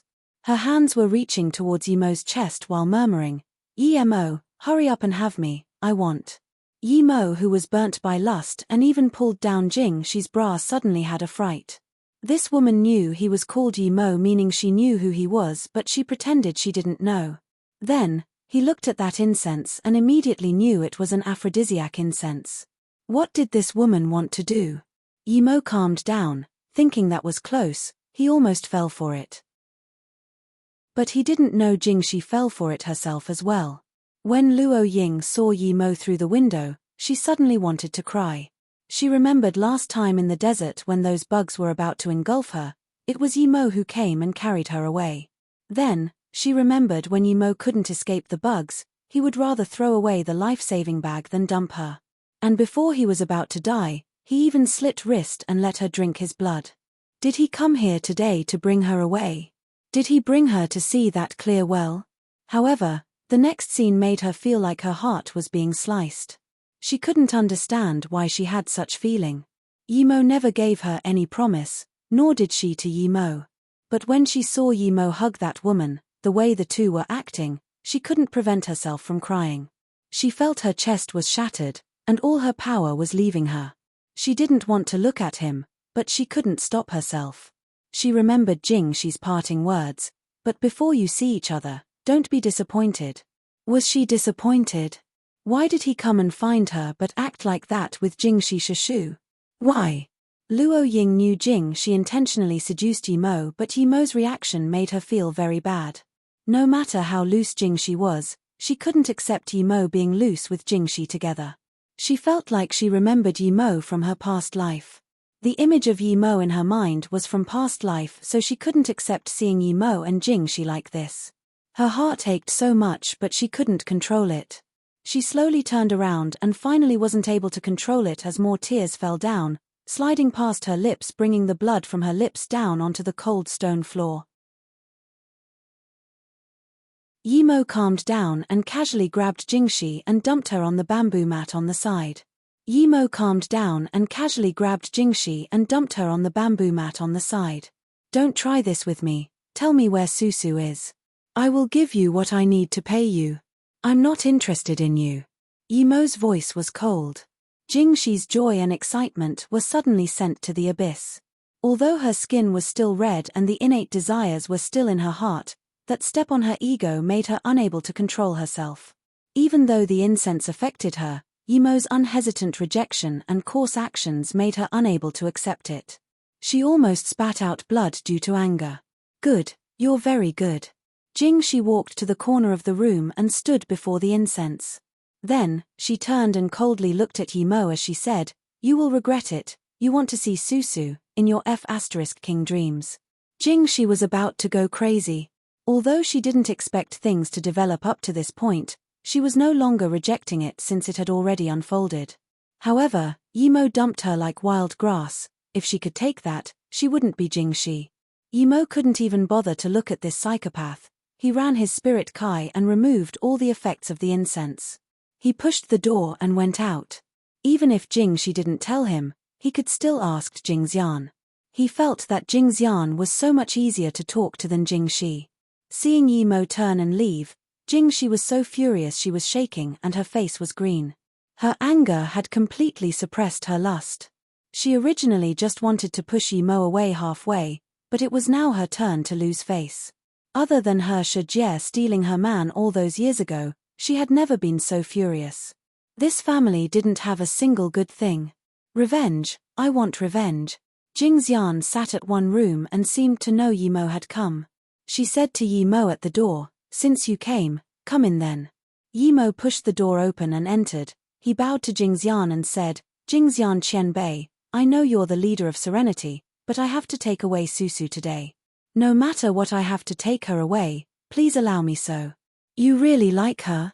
Jingxian didn't look up but sighed and said. Yimo very firmly said, "Yes, I like her a lot, please let me. I can bring out something Qianbei will be happy with. I'm not treating Susu as a thing, but it's just my gratitude for your sect bringing her up." Sigh. After a long silence, Jingxian sighed again and continued, "Luo Ying. Susu, this child. You were able to pull out from that situation. It could be seen you're no ordinary person. In that case, I will make the decision. Hold up." Suddenly, a voice broke Jingxian's words. Jingxi had dressed up now, and there were 3 middle-aged nuns behind her. Yimo glanced at these few people. These 4 nuns were actually all Earth level. Other than Jingxian, Serenity had so much power. However, since Jingxian knew Jingxi was a bad egg and tried to seduce him, why didn't she do anything about it? Was she just a puppet leader? "Jingxi Shamai, what else do you want to say?" Although Jingxian's tone was calm, Yimo heard the shakiness in her tone. It was an anger that couldn't be let out. Jingxi calmly said, "Leader Shijie, this man is from the mortal world. If he comes and takes away a disciple of our sect, isn't that against the sect rules? If each person comes to take away a disciple of ours, then our sect would be long gone." Jingxi frowned and slowly said, "Shamai, you're the one who brought him in, and you also said he wants to see Luo Ying. Why are you saying this now?" Jingxi suddenly angrily said, "It was only now that I knew he was a covetous bastard. He tried to harass me. I also saw he was so desperate to see Susu that I let him in to see her. But I didn't know he was like this. I've went against the sect rules, I'm willing to be punished. After Jingxi's words, the three nuns behind her started to look at Yi Mo with disgusted looks. Obviously, they believed Jingxi's words. Yi Mo sneered but didn't talk. He looked down on these nuns, thinking they were dumber than idiots.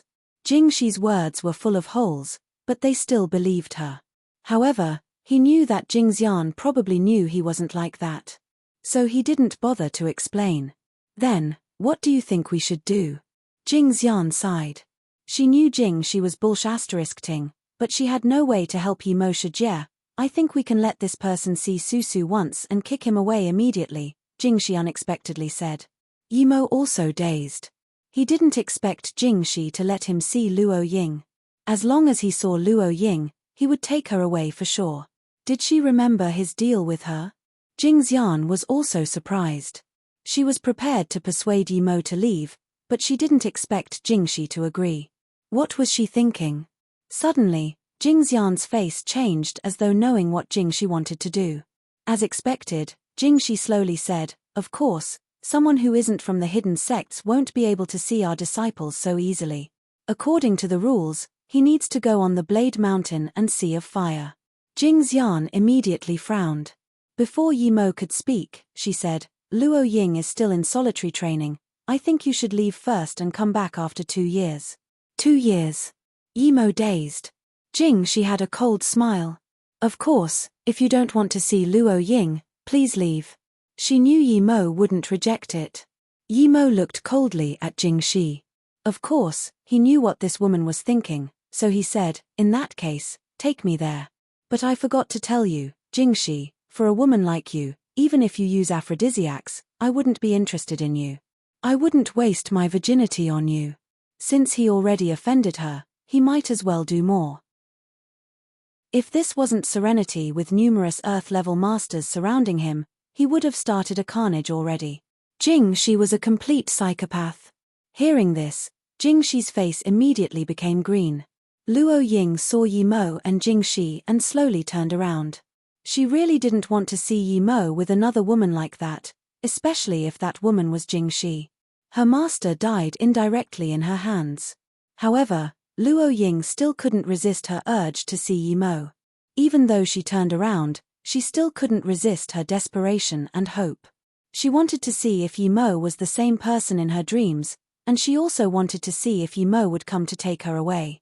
However, he had already done that. Would she let him take her away? She finally couldn't resist it and turned around again. The room was now empty, so where did Yi Mo go? Luo Ying suddenly started to worry. She suddenly felt it was better for Yi Mo to hug Jingxi than suddenly disappear in front of her eyes. She rushed to the window and looked around. There was no sign of Yi Mo. She began to worry more and more. She knew Yi Mo was quite strong, but perhaps Jingxi Shishu only needed one hand to kill him. Did Yi Mo reject Jingxi Shishu, making her angry and to the point where she killed Yi Mo? Luo Ying suddenly started to blame herself. She even hoped Yi Mo didn't reject Jingxi and didn't make Jingxi angry. Yi Mo must have been forced in that situation. How could he be a match for Jingxi? She really shouldn't have been sad for that. Since he came, he must have been here for her. If he didn't listen to Jingxi Shishu, how was he going to find her? The more Luo Ying thought, the more she was worried. Sword Mountain? Luo Ying finally saw the 70-meter-tall Sword Mountain erected on the training ground. Her face immediately became bloodless. She knew about the sect rules. If the people from the mortal world could find the sect and have some affairs with a disciple, then that person must go up the Stone Mountain and down the Sea of Fire. When she saw the Sword Mountain, she had completely understood that it was prepared for Yi Mo. Other than the Stone Mountain, there was a scarier Sea of Fire. "Don't!" Luo Ying screamed. But her voice screeched. It just echoed in the stone room. However, no matter how she yelled, her voice just echoed around. After being locked in the frost room for a few months, she found she had become very feeble. If Yi Mo didn't do something for her before and made that jade necklace, perhaps she wouldn't even be able to scream.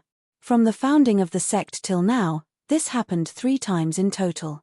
However, none of the 3 survived. She also heard the last time was related to her master, but it involved her master's privacy, so she didn't dare to ask specifically. No matter what, she couldn't let Yimo go there. She held to the rim of the window helplessly and remembered when she asked her master, "Master, what is the Sword Mountain and Sea of Fire?" That was the third year she came to Serenity and heard the conversation of her two Shijie, and then she came to ask her master. Luo Ying remembered clearly that her master's eyes were red as she patted her head. "Susu, that's the promise and persistence of a man. If one day a man is willing to go there for you, he's the person you're waiting for. Remember your master's words, you must not let that person really go there for you. If he really did it, he would only be able to do it once for you. There won't be anything after. You must stop him no matter what, remember this. You're still young, you don't understand now." She clearly remembered that her master started crying after that. I came late, I need to stop him, I must stop him." These words buzzed in Luo Ying's mind. She suddenly realized that she couldn't even scream anymore. She couldn't stop him, and she could only look at the tall Sword Mountain with despair.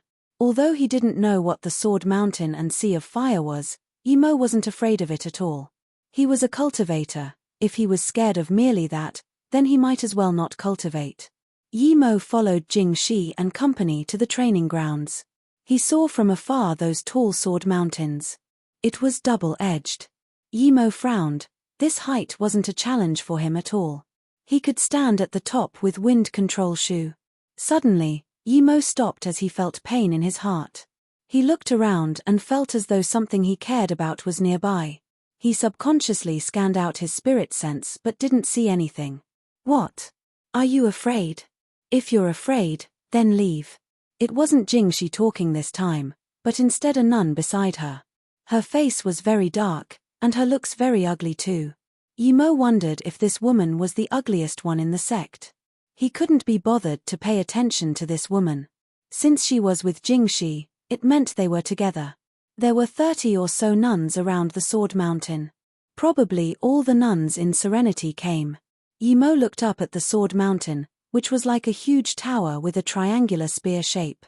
There were very thin silvery white blades on the mountain. The blades faced up with 3 blades each row. There was a row every 30 centimeters. One could imagine that normal people wouldn't even be able to stand up there. Yimo frowned. This stone mountain was very easy for him. He only needed to tap on one of the blades to reach the top, but for others, it definitely wouldn't be so easy. But then, he thought, his way wasn't so easy either. Other than him, who could use wind control shoe to fly up nearly 100 meters? Jingxian frowned and said, "Shamai, why is it so tall? Isn't it usually around 20 meters?" Yimo heard this and knew Jing Shi, this psychopath, played tricks on him. Jing Shi, however, slowly said, "Shijie, the height is set according to how talented our disciple is. Susu is the genius of our sect, so I used this one according to the rules." Then, Jing 11 turned to Yimo and said, "You can give up now, but if you don't, you must climb up to the top barefoot. Then climb down from the other side. There are 3 blades on each step, you must step on one of it at least. If you miss a step or a blade, then it doesn't count." Yimo sneered, even his face changed. With his wind control shoe, he can go up step by step. Although it wasn't good for him, it was no big deal. However, he couldn't go too fast because if he did, Jing Shi would definitely find another excuse. The main reason his face changed was for Jing Shi to see. Although this didn't benefit him, it didn't threaten him. Jing Shi saw Yimo's face change and sneered. "Since you came and insulted me, keep insulting me. Even if you want to go, I will still kill you." Jingxian also saw Yimo's face wasn't good, so she wanted to advise him. However, Yimo came over and said, "Jingxian Qianbei, please help me record the entire process." Then, he took out his phone and gave it to Jingxian. He was afraid Jing Shi would do something. Although he wasn't afraid of the Sword Mountain, he was suppressing his anger. He still wasn't strong enough. If he was stage 4 or 5 now, he would just apprehend Jing Shi and make her hand Luo Ying over. He wouldn't need to climb some bullsh*t Sword Mountain.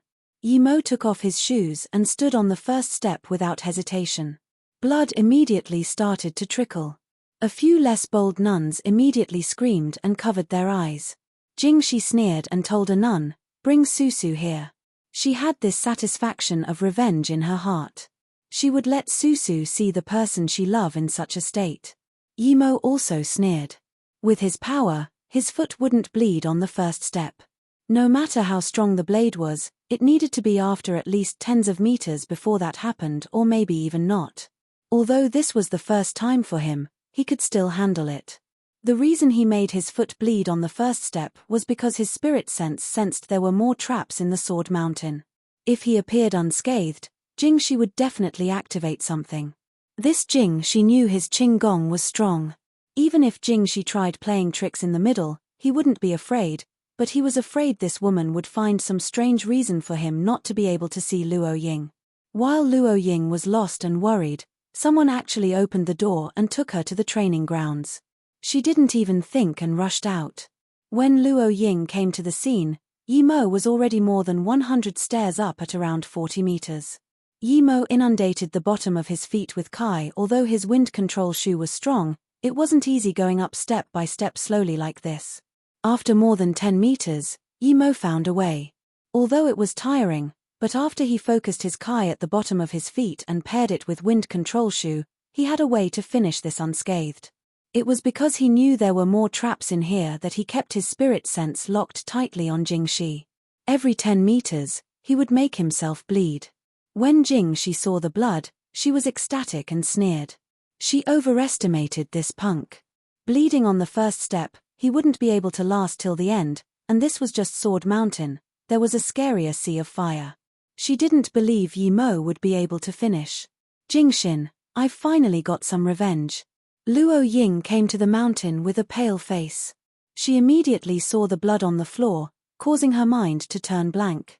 She wanted to scream, but she quickly held her mouth, afraid that she would affect Yimo. "Susu, this friend is really good to you. He dares to walk the Sword Mountain for you. Although Shushu is doing this for your well-being, but..." Jingshi saw Susu come and said expressionlessly, "Shushu, please let Yimo come down, I beg you." Before she finished, she was stunned as a large splash of blood fell down. Yimo's spirit sense was on Jingshi and didn't expect Luo Ying to suddenly appear. Luo Ying was so weak and skinny, even her face was bloodlessly pale. Under such pain and desperation, the Kai under his foot dispersed, and the sharp blades immediately cut into his feet deeply. Yimo immediately knew the situation wasn't good. He gathered his focus. He wanted to kill Jingshi now for torturing Luo Ying like this. However, he knew now wasn't the time to kill this old nun because she was stronger than him. Ah! Seeing so much blood splash, Luo Ying couldn't control her worry anymore. Tears covered her face as she kneeled down in front of Jingxian. "Leader Shabo, please let Yimo go, I beg you. Susu is willing to walk it for him." Luo Ying's heart was burning with desperation. She knew it was hopeless to beg Jingshi, so she could only kneel in front of Jingxian to beg. Jingxian sighed. She wanted to pull Luo Ying up, but Luo Ying held Jingxian's leg tightly as she cried, "Jingshi Shamai." Jingxian just said 4 words when Jingshi said very politely, "Shijie, if we break the rules of our sect, then how are we going to survive?" And in the back mountain. After saying these 2 words, back mountain, Jingshi suddenly stopped and Jingxian's face changed drastically, but she didn't dare to say anything anymore. Yimo's heart felt warm seeing Luo Ying kneel down to beg for him, but seeing Luo Ying so sad made him feel worse. The bottom of his feet was sliced deeper, but he soon calmed down. He gathered his Kai at the bottom of his foot and walked even faster. "Susu, stand up and wait for me, I will take you away." Yimo's calm voice sounded by Luo Susu's ear. Luo Susu stood up in joy, her eyes filled with Yimo. Yimo really was here to take her away. Did he remember something in his dreams just like her? Why did he sound so natural and unquestionable when he said he was going to take her away? Seeing Luo Ying stand up and seeming to forget about her existence, Jingshi's eyes went cold.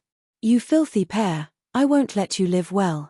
Thinking about this, Jingshi got down from the other side. Everyone was shocked. They had never seen someone walk the Sword Mountain so easily. Even Jingxian was shocked. She never expected this young man to really walk the Sword Mountain step by step. Luo Ying's eyes were always on Yi Mo. The closer she was to Yi Mo, the more she felt Yi Mo as the person of her dreams. At this moment, Yi Mo came down and she immediately ran over hugging him. Other than tears, she didn't know what to say. If she was suspicious before, she wasn't suspicious at all after seeing that Yi Mo was willing to walk the Sword Mountain for her. Sword Mountain, she suddenly remembered and squatted down quickly. Yi Mo, your feet. Yi Mo carried up Luo Ying and looked at her carefully. Sorry, master, I came late. Luo Ying's face blushed a little after being carried up by Yi Mo. She quickly said, "Put me down, they're all watching." Luo Ying's face blushed a little after being carried up by Yi Mo. She quickly said, "Put me down, they're all watching." Yi Mo's heart was about to explode with joy seeing his master again. The recent discomfort had all dissipated. He even put aside his hatred for Jing Shi. Although he was excited, he listened to Luo Ying and put her down. Luo Ying looked up and saw Yi Mo just look at her. Her pale face grew more lively. Yi Mo had already grabbed Luo Ying's wrist and passed Kaiyan to treat her. "Mph, being so intimate already, Luo Ying, a few months ago, you were still arguing, what about now?" Jing Shi's cold voice sounded. Hearing this voice, the rudeness of Luo Ying's face disappeared. Yi Mo turned around and coldly looked at Jing Shi. "Jing 11, don't think I would let this go. What you did to Luo Ying, I will get back from you many times. How dare you be so arrogant in serenity? Who do you think are? You think you're so great for walking the Sword Mountain? If you dare to offend our serenity, we will make you remain here forever," the black-faced nun immediately yelled. Then she looked at Jing Shi. If Jing Shi gave the order, perhaps she would immediately go up and attack Yi Mo. Luo Ying quickly covered Yi Mo's face and bowed. "Jing Wen Shishu, Yi Mo just came here and don't know a lot of things, please forgive him." The black-faced nun didn't even look at Luo Ying and just waited for Jing Shi's order. Yi Mo was alert. If Jing Shi was going to attack him and Susu, he would immediately use tens of fireball charms and then take Susu to run. What everyone didn't expect was how Jing Shi's face kept changing before eventually smiling and saying, "Since Susu begged for forgiveness, I won't care about it this time. There's still the Sea of Fire. If you can pass that, you can even take Susu away, much less see her. But it's late today, Susu, take Yi Mo to rest, continue tomorrow." Then, Jing Shi turned and left. Not only was Yi Mo stunned, but so was everyone else. This wasn't like Jing Shi. How could she be so easy to talk to? After a while, Susu reacted and quickly said, "Thank you Jing Shi Shishu." Watching Jing Shi walk away, Jingxian frowned and wanted to say something but eventually didn't. Soon, there was only Yi Mo and Luo Ying at the big training ground. Yi Mo was becoming more and more confused. This wasn't like Jing Shi at all, but as long as Luo Ying was by his side, it was fine. Regardless of what tricks Jing Shi tried to play, he wouldn't be afraid. "Why did you come here? Didn't I tell you not to come?" After everyone had left, Luo Ying then remembered why Yi Mo was here and became worried. Yi Mo smiled. "Susu, I came to find you, but I feel there's something wrong with your Jing Shi Shishu. She has no reason to let us go. She said not to go the Sea of Flames today, I suspect. Oh, by the way, let me see your feet." Yi Mo's words reminded her. Yi Mo's feet was still hurt. She quickly bent over and looked at Yi Mo's feet. Yi Mo pulled Luo Ying up again. "My feet are fine, let's go to the place you live. Where were you before? How come I couldn't find you?" Luo Ying pointed at a peak more than 100 meters away. "I've been living in the frost room there. Jing Shi Shishu made me stay 3 years in there for punishment." "Tell me why. 3 years in a frost room?" Yi Mo was immediately furious. Only a few months had passed, yet Luo Ying was tortured like this. If it was 3 years, that would surely take her life. "Jing Shi, you old nun. No wonder he wasn't able to find Susu."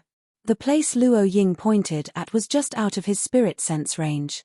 Feeling Yi Mo's anger, Luo Ying quickly pulled Yi Mo and said, "Yi Mo, I'm fine now, let the past go, I'm very happy that you can come to see me. Susu, tell me, why is Jingxi targeting you? Yimo was very unhappy. Although he was determined to take Luo Ying away, he couldn't stay calm about Jing 11 torturing Luo Ying like this. Luo Ying felt warm. This was the first time she felt such warmness after her master died. She looked up at Yimo and said, because my heart isn't calm and I can't cultivate, so. Your heart isn't calm and you can't cultivate? Yimo repeated. Although he didn't know what it meant, he said, since you can't then don't, I will give you the way to cultivate, it's much better than the garbage of serenity. The things my master taught me isn't garbage, I don't like you talking about my master like that. Then, Luo Ying turned and left.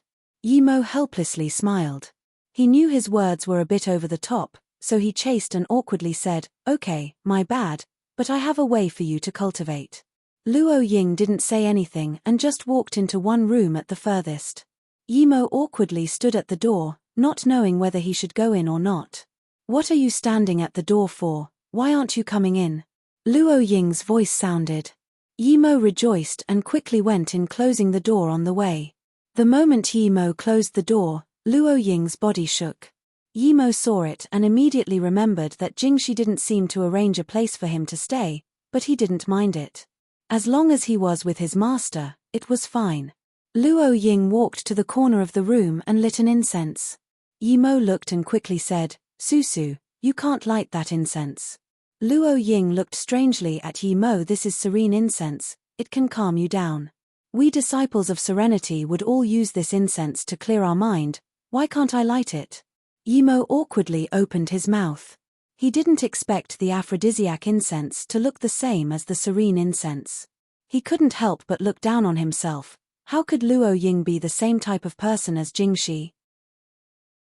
Because it was a bit awkward, he could only say, Master, your state is very bad, let me treat you. Luo Ying looked at Yimo in bewilderment.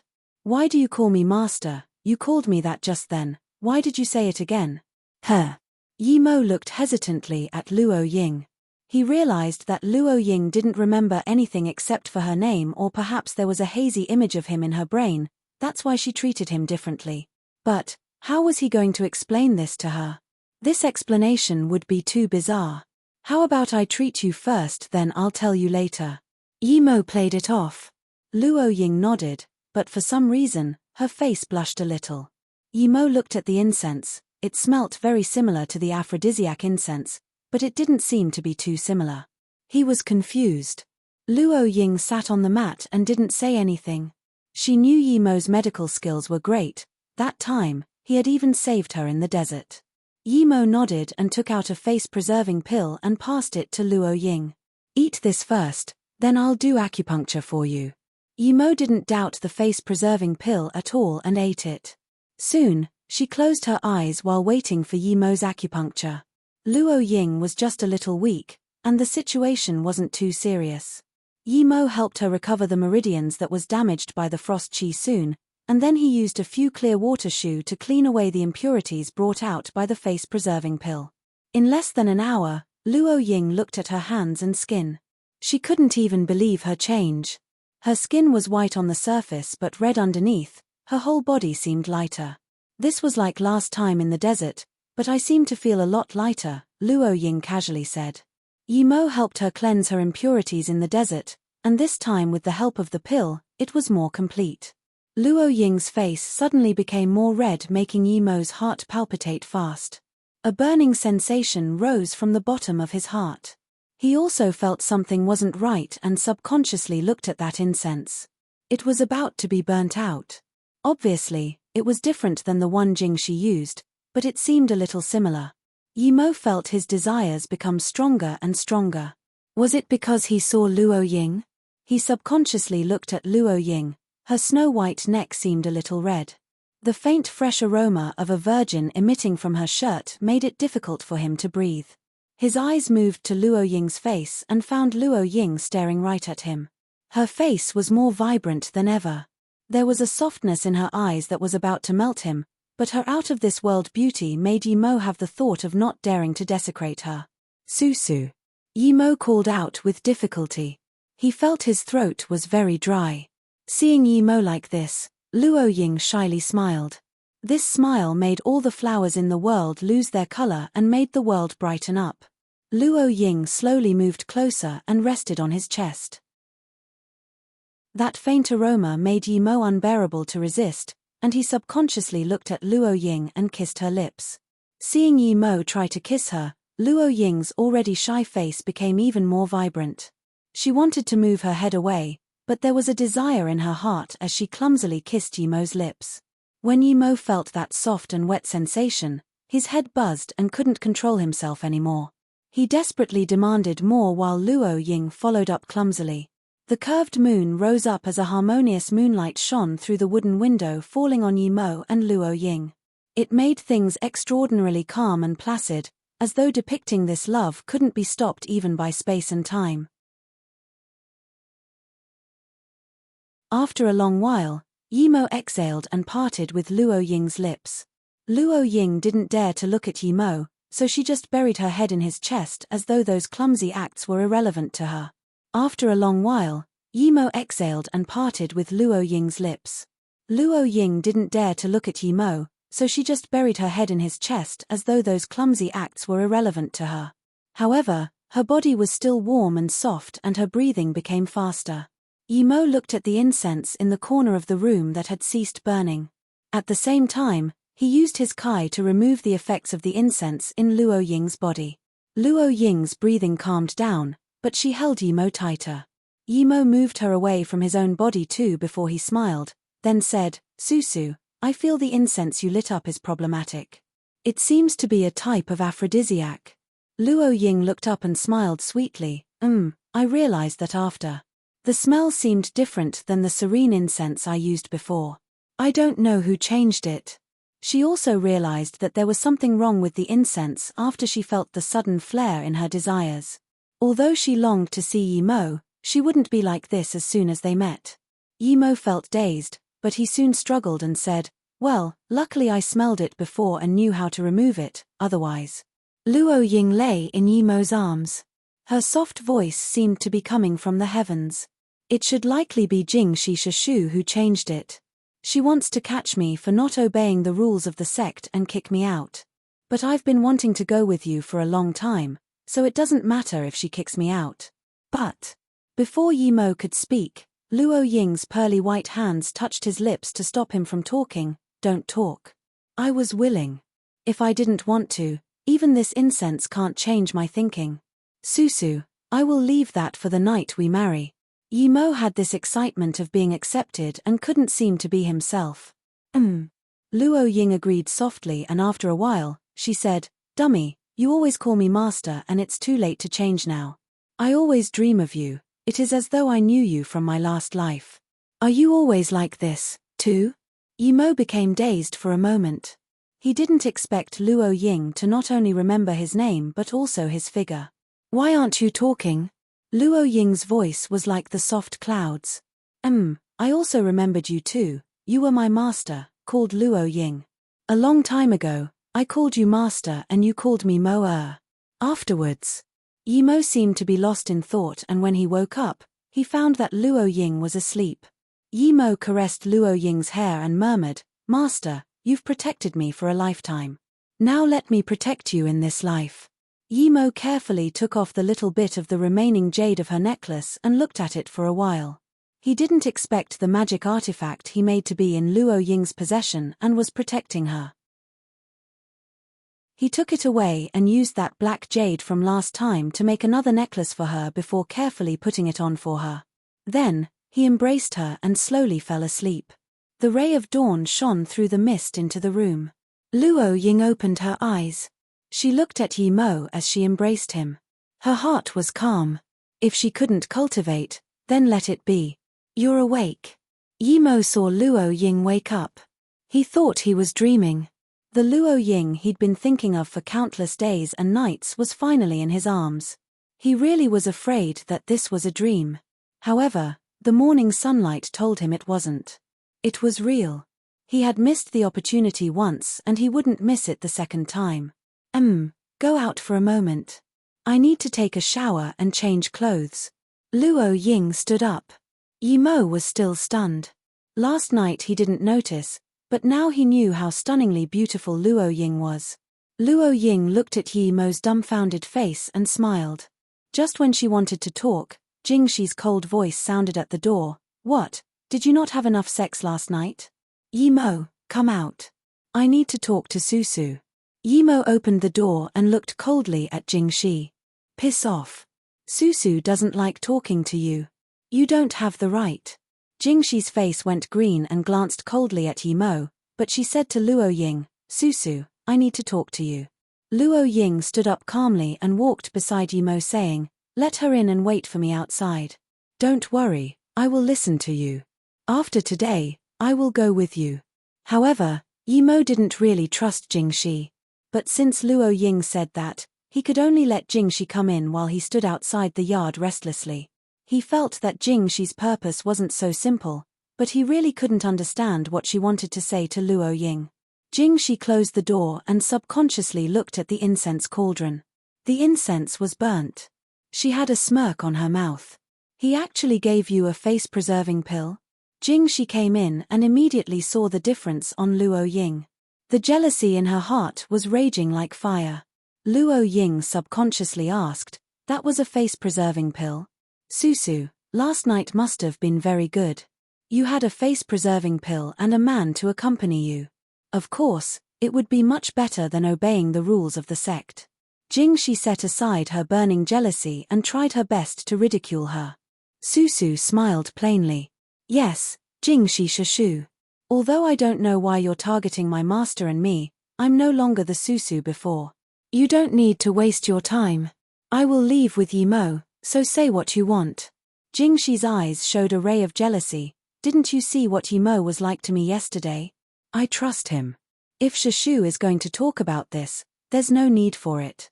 If you don't have anything else to say, I will go find Yi Mo. Luo Ying was calm like a windless lake. Jingxi felt very annoyed. She wanted to make Luo Ying and Yi Mo sad, but everything she did made her look like a clown. Luo Ying didn't seem to feel bad at all. Did you know that Yi Mo is going down the Sea of Fire today? Do you think he can come out? There was an increasing mockery in Jingxi's tone. She wanted to see Susu once again beg to her like yesterday to let Yi Mo go. Then, she would humiliate her.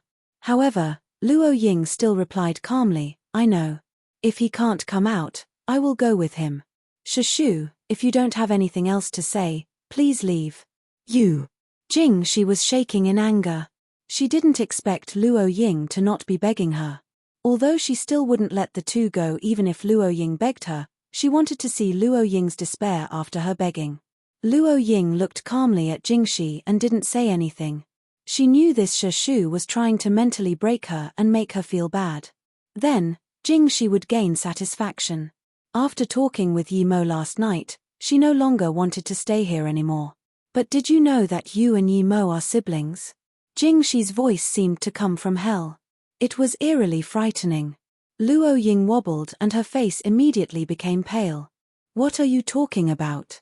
Jingxi seemed very happy with Luo Ying's change of expression and laughed before saying coldly, you must think that I'm tricking you. More than 20 years ago, your mother dumped you and your brother at Luo Hong Temple. Then, you were chosen by Ning Zhongfei and Lan Yu, but Yi Mo was taken in by Yan Wentian and his wife. 5 years later, your mother tried to get you to come to Serenity. She thought I didn't know, but I saw everything in my eyes. It was because she stole my man that I hate her to the end of time. You are just like your mother, a filthy bitch. You won't even let your brother go. Ha ha ha ha. Luo Ying immediately spat out a mouthful of blood and fell to the mat shakily. Yi Mo heard Jingxi's hysterical laughter, so he charged in without thinking. Seeing Luo Ying's state, he was so scared his soul nearly left him. He quickly helped Luo Ying up. Susu, what happened to you? At the same time, he sent in his Kai to calm Luo Ying's chaotic Kai. Jingxi, you bitch, what did you do to Susu? Yi Mo couldn't care about anything else. He gathered all his Kai and punched Jingxi. Jingxi didn't expect that Yi Mo would attack so suddenly. She hurried to defend, but this fist was fully powered with anger, and in such a hurry, Jingxi wasn't able to completely negate the force of the punch. Third, Jingxi was smashed into the wall, causing her to cough out blood. She looked coldly at Yimo but actually didn't attack. She turned to leave.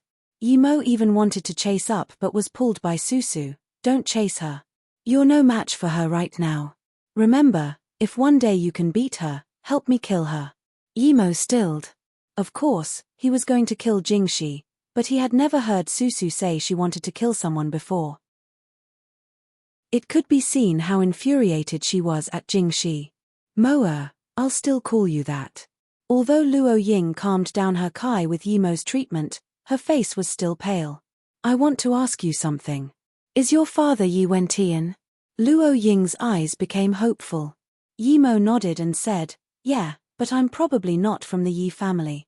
Although my surname is Yi, I'm not from the Yi family of Beijing. Yimo said this because his last name was Yi in his past life. Hearing Yimo's words, Luo Ying's face grew worse. She gasped, do you know where you came from? Yimo looked curiously at Luo Ying and shook his head. I don't know. I just know I was picked up from the streets. From where? Luo Ying looked worried. From Luo Hong Temple. I still have a sister. What's wrong, Susu? Before Yimo finished his words, Luo Ying spat out blood again. Yimo quickly fed her a lotus life pill while using his Kai to calm her body down. Luo Ying calmed herself and gently patted Yimo's hair. I'm fine, it'll just be hard on you, you need to take care of yourself. Luo Ying calmed herself and gently patted Yimo's hair. I'm fine, it'll just be hard on you, you need to take care of yourself. Yimo couldn't understand Luo Ying's words and pushed her into his arms. Luo Ying's body froze but didn't push him away. After a long while, Long Ying pushed Yimo away and looked at him carefully until Yimo felt it was a little awkward. Then, she said, Mo go out and wait for me, I want to clean myself. Okay, I'll be outside. Although Yimo didn't know what Jingxi said to Luo Ying, he wouldn't let Jingxi go no matter what. Even if he would starting feud with Serenity, he would finish this wretched nun. As soon as Yimo walked out of the door, he saw that dark-faced nun. She sneered at Yimo, such a cocky Xiao Bei, you dare to be arrogant in Serenity. The nun pulled out her horse-tail whisk and was about to attack. Her power wasn't even as strong as Lone Wolf. Yimo wouldn't be afraid of her, but before the two attacked, Jingxian walked over and said to that nun, Jingwen Shamai, I have a few words I want to say with Yi Shizhu. TL note, Shizhu, what nuns and monks refer to other people not in their religion. It essentially means patron. This black-faced nun didn't dare to disobey Jingxian and quickly said, yes, leader Shijie. Yimo had some good impression of Jingxian and also thanked her. Jingxian looked at Yimo and said, Yi Shizhu, come with me. Yimo saw Jingxian bring him to the room Jingxi brought him to yesterday and felt strange, thinking don't tell me this nun is going to do the same as well. What Yimo worried about didn't happen. Jingxian took out a bag and gave it to Yimo. This was left behind by Susu's master. When you take Susu away today, give this to her. Susu is a kind soul, you mustn't let her be mistreated. Sigh, before Shamai left, she left Susu under my care but I let her be mistreated too much. After pausing for a moment, Jingxian continued, Yi Shizhu, don't go down the sea of fire today. No one can pass that, I will talk with Jingxi Shamai. He took the bag and felt strange, why didn't she give it to Luo Ying straight away? But still, he replied, thank you, Jingxian Qianbei please rest assured. I won't let Susu be mistreated.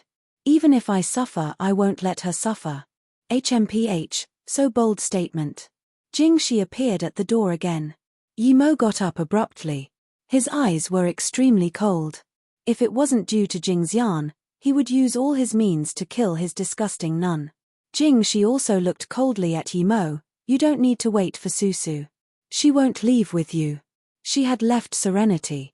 You won't be able to find her forever, ha ha ha ha. Do you know, no matter how pretty she makes things sound, she is just lying to you, ha ha. What? Yimo immediately charged out and went to Luo Ying's room with his fastest speed. The room was empty, last night's bamboo mat was still there.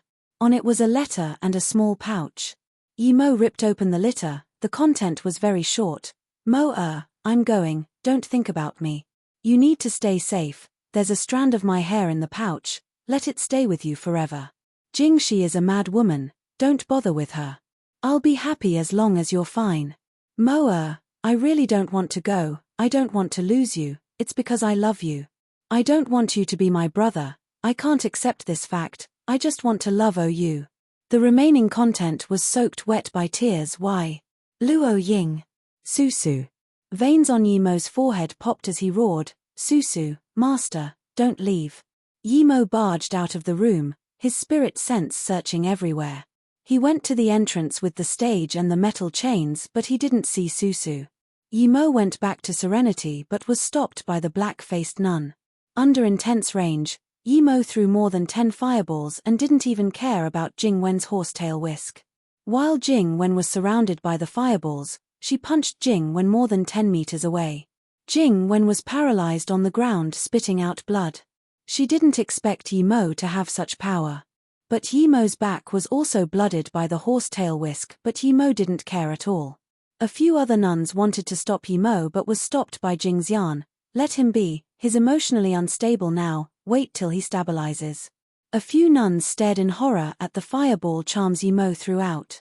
Even Jing she didn't expect he had such a killing move. Yimo charged into the frost room where Susu was kept. Other than the frigidness, there was nothing inside. Yimo could no longer control the violence in his heart and smashed towards the wall, forgetting that his fist was dripping with blood.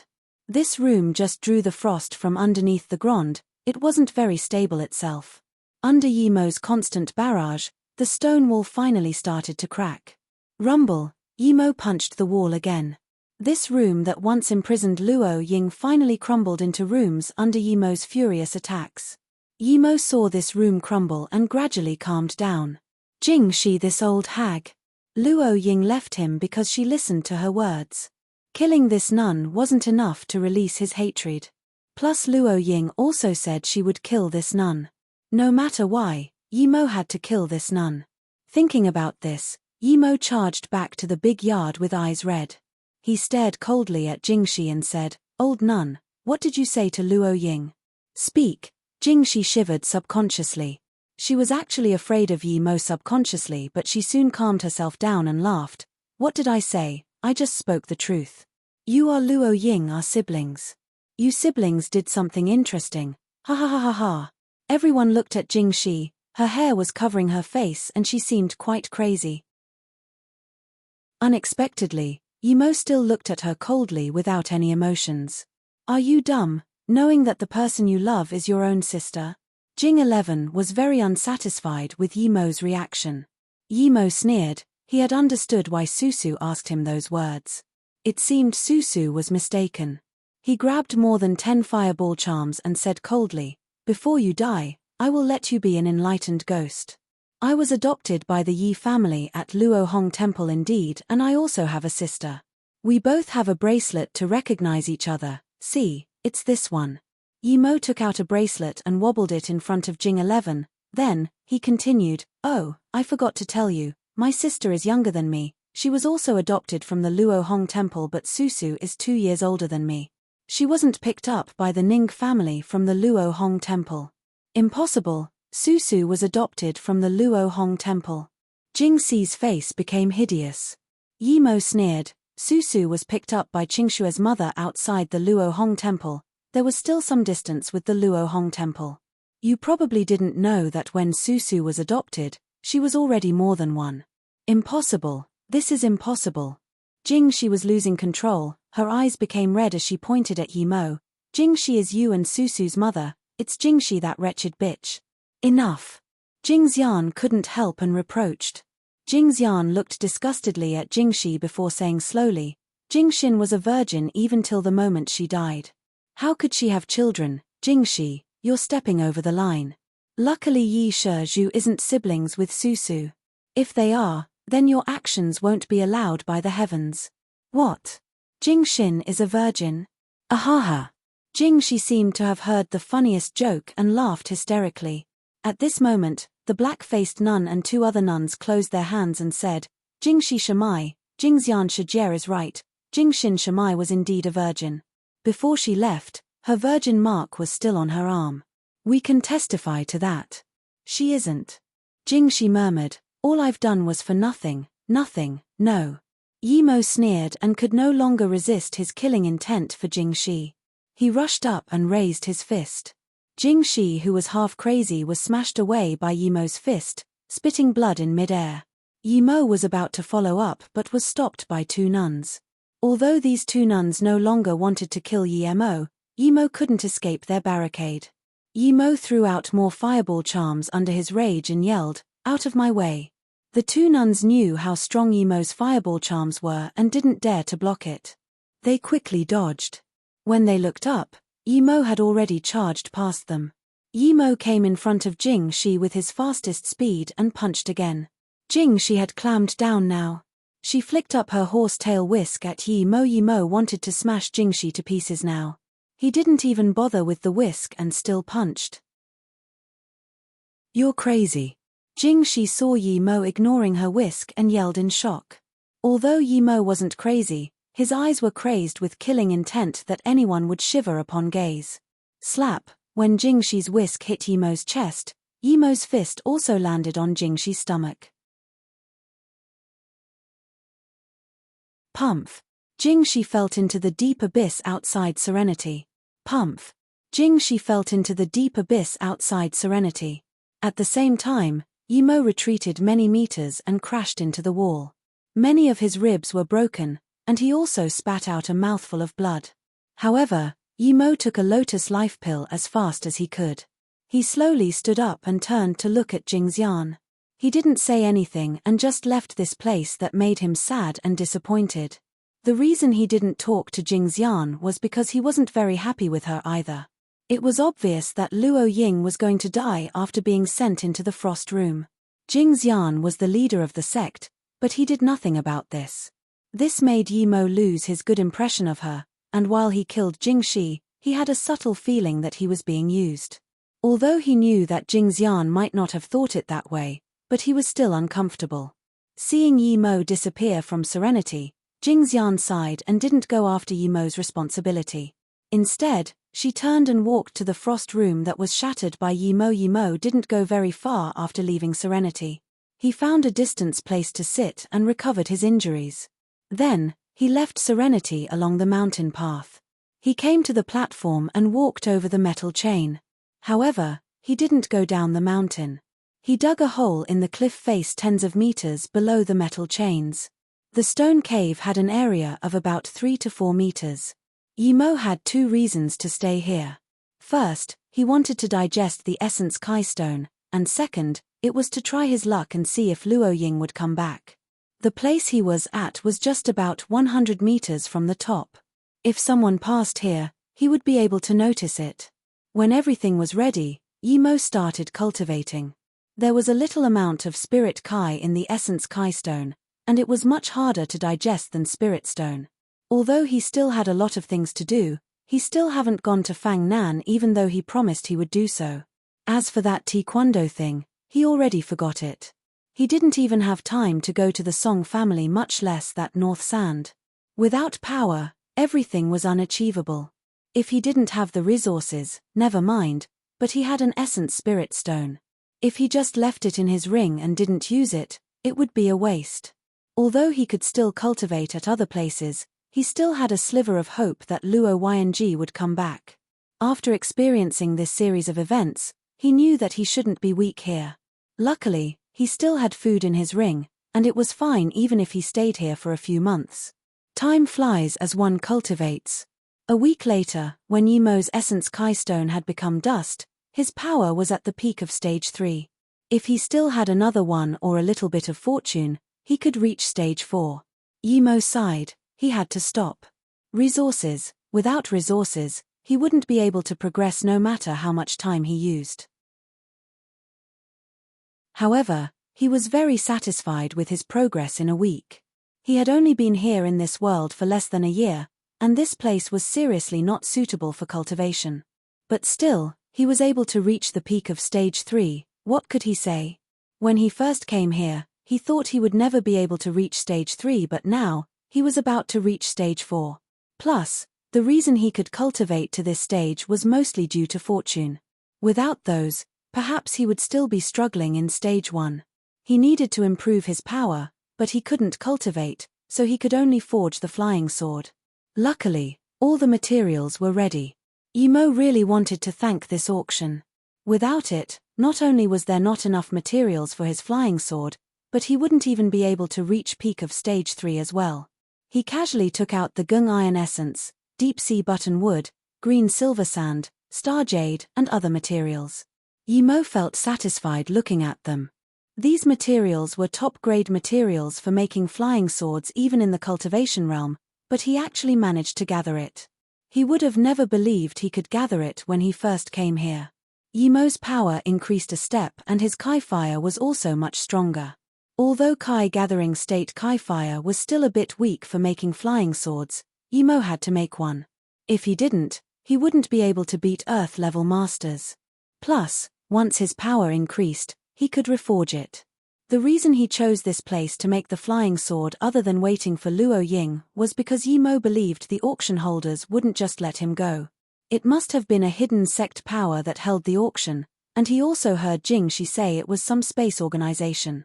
Even though Imo knew these hidden sects wouldn't appear in the mortal world, Imo didn't dare to be careless.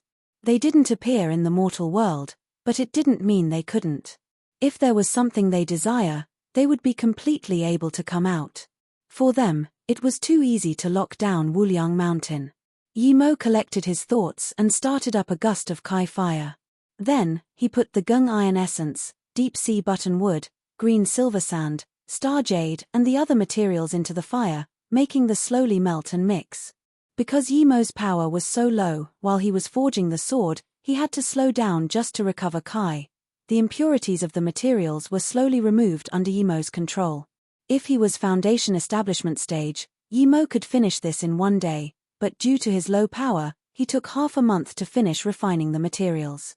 After taking them out, he started to forge them into the shape of a sword and mark formations on it. After another half a month, even though Imo slowed down and rested in between, he was still so tired that his face was pale and his Kai was empty. However, Imo was getting more and more excited because his flying sword was about to be finished. There was a clear chirp and Imo immediately spat out some essence blood on the flying sword. A 30 centimeters long sword floated in front of Imo's eyes, emitting a faint purple light.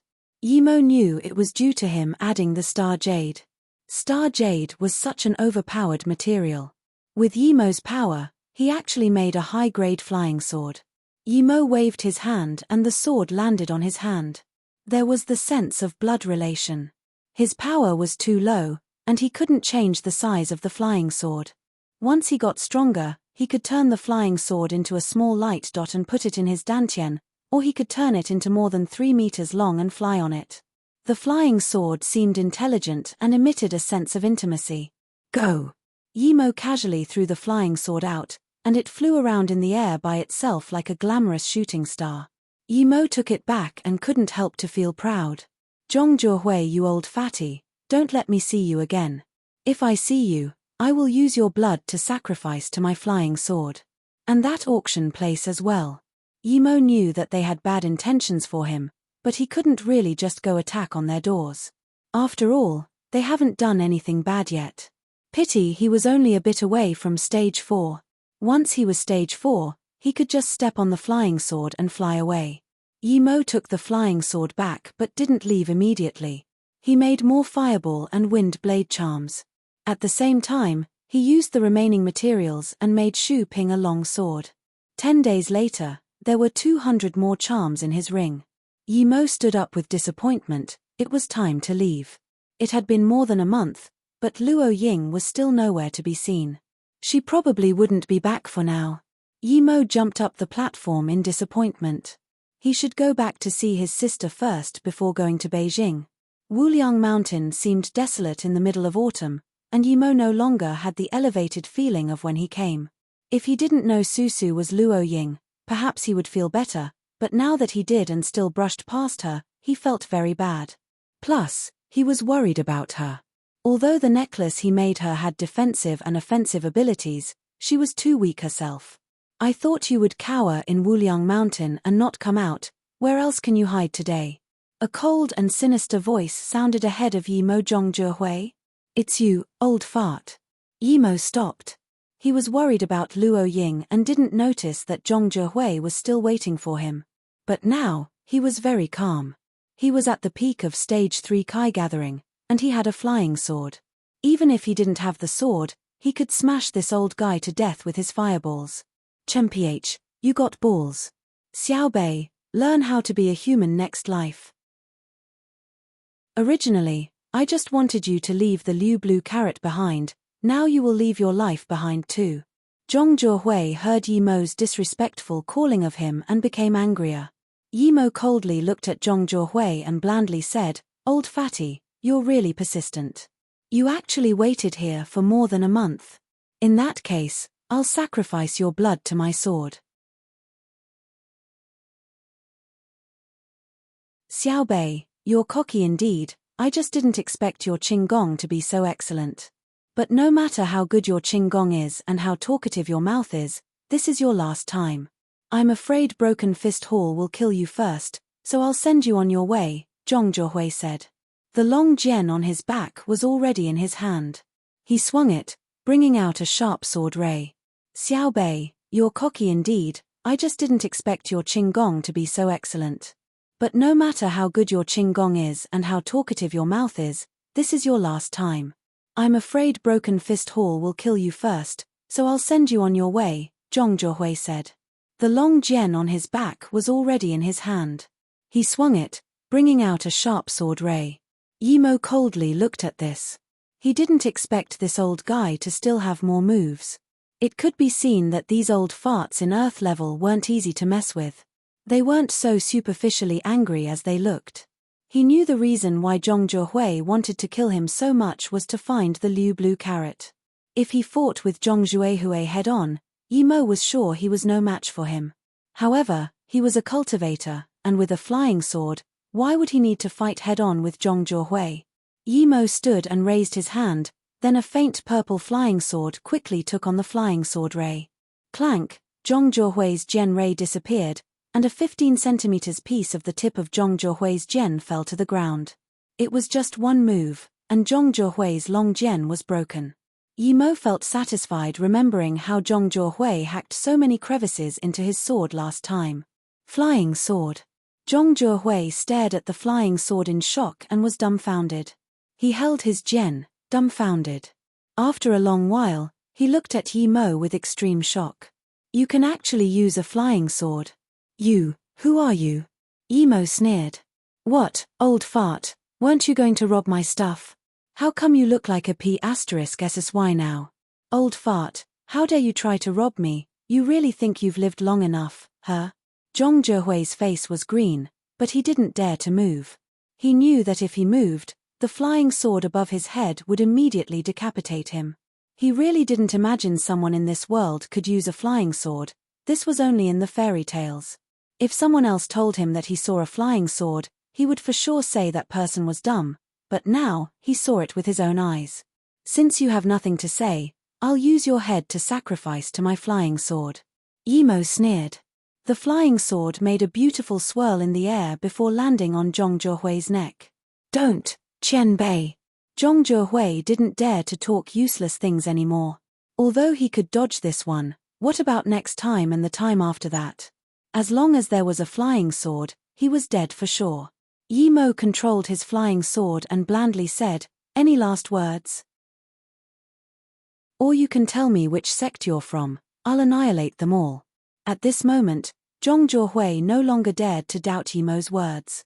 Yimo really had the power to annihilate an entire sect. "Qian Bei, please have mercy, although I belong to the hidden sects, I'm from the Xian River Zhong family." Zhongjiehui knew that if he spoke one word wrong, the flying sword could easily pierce his head. Although the flying sword was only an inch away from his neck, he could feel his skin was already pierced and bleeding. He didn't dare to lie, after all, quite a lot of people knew about him from the hidden sects. "Xian River Zhong family?" Yimo repeated and took back the flying sword. He had heard of this family. It was the biggest of the 5 great families, but it was very strange that their main power wasn't in Beijing. Although there were some, their main power was in Xian River. No wonder they could become the first family. They had an Earth-level middle-stage master. Which other family could compare to this? Before he had a flying sword, even he couldn't mess with Earth-level middle-stage masters. Yimo was thinking about whether to kill this old fart or get some benefits out of him. As though seeing what Yimo was thinking, Zhong Zhehui quickly said, "Qianbei, although our Zhong family isn't so good, if there's anything Qianbei needs, we have a lot of manpower at the Zhong family." Yimo smiled. He knew what Zhong Zhehui meant. He didn't really mean they had a lot of manpower, but that their Zhong family had been passed down for so long, they have a certain amount of savings. The reason this Zhong Zhehui could reach Earth level must be due to Zhong family's huge wealth other than his own luck. Although Yimo had a flying sword, his cultivation speed here was too slow. If he could use the Zhong family's wealth to help him search for some herbs, it would benefit both. Thinking about this, Yimo took back his sword and said, "In that case, I'll let you go for now, but if I find that you're useless to me, I will still kill you." "Yes, Qianbei, I will do everything that you order." Zhong Zhehui wiped the sweat from his head, knowing that he finally saved his life. He was sure that Yimo didn't want to expose himself in front of so many people. If Yimo wanted to kill him last time, it would be all too easy, but then, everyone would know that he could use a flying sword. Funny how the Space Association still wants to act against him. He was fine falling from such a high cliff, so it must have been intentional because he had the ability. Luckily, Zhong Zhehui was a fast thinker. Otherwise, he would be killed immediately, much less reach Earth-level tertiary stage.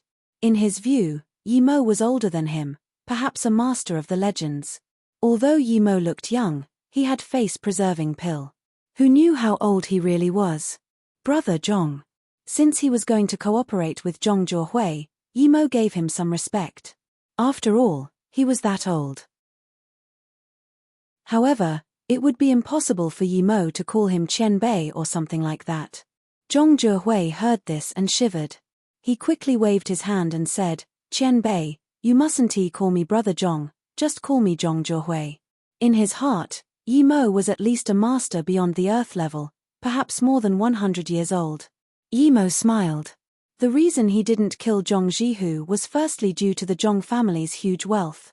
Another was that Zhong Zhehui cultivated ancient martial arts. Since he was at Earth level, it meant that he knew about ancient martial arts. Yimo didn't know that much about it, so it would be good to ask him about it. Seeing Yimo not talk, Zhong Zhehui stood by the side not daring to talk, but his heart was like a ravaging river. In his eyes, Yimo was a magical person. If he could get on his good side, perhaps he would get some unimaginable benefits. Yimo thought a while before saying, "In that case, Zhong Zhehui, your current power is Earth-level middle stage, then after Earth-level peak stage, would you be heaven stage?" Zhong Zhehui was dazed and looked strangely at Yimo Qianbei. "Did you not reach beyond Earth level?"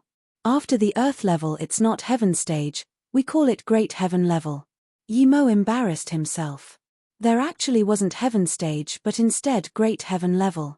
However, he wouldn't show any weakness in front of Zhong Zhehui and smiled. "The things I'm cultivating is beyond ancient martial arts. You could say my current power is equivalent to heaven stage." If he wanted Zhong Zhehui to be obedient, he couldn't say his power was too low. He was barely an Earth level, but with a flying sword, normal Earth level masters were no match for him at all. Zhong Zhehui immediately showed a more reverent expression. His anticipation was right. Those who could use the flying sword were indeed extraordinary. "Then what about after great heaven level?" Yimo asked again after seeing Zhong Zhehui was shocked. "After great heaven level?" Zhong Zhehui murmured and shook his head. "According to what I know, there is currently no one who is at great heaven level, much less after it."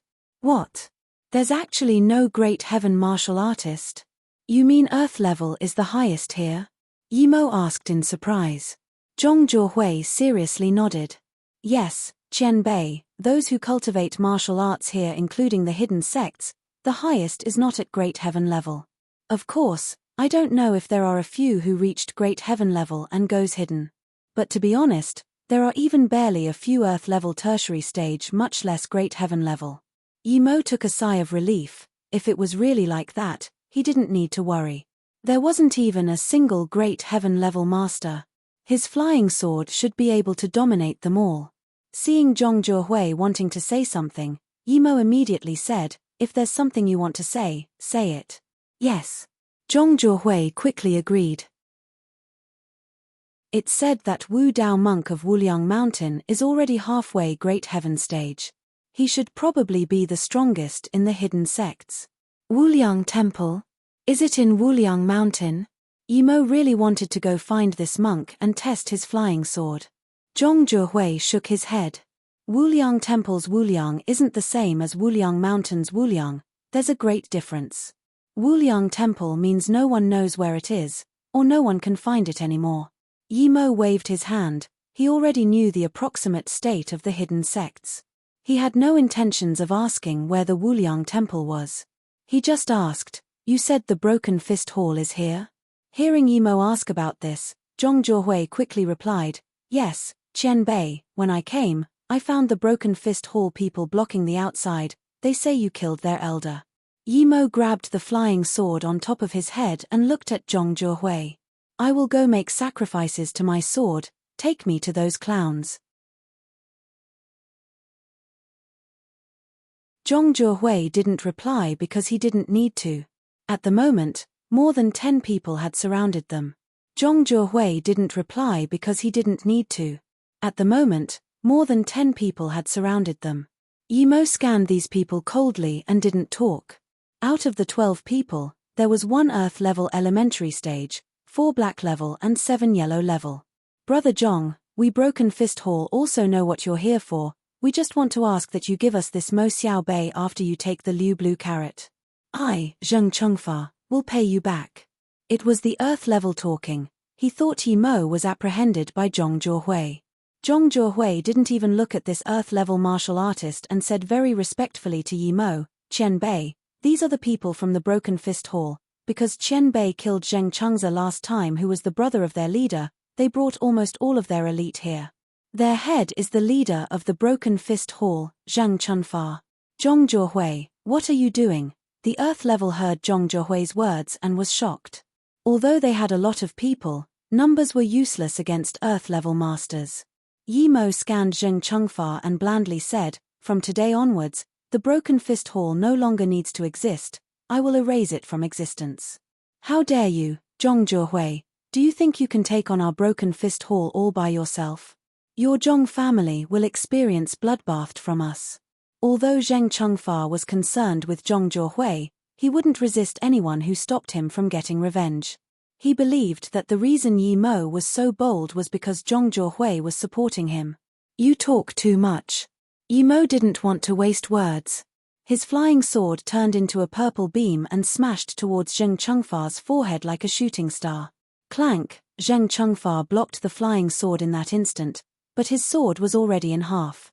Before he could see what projectile it was, Yimo's flying sword turned and pierced the back of his neck.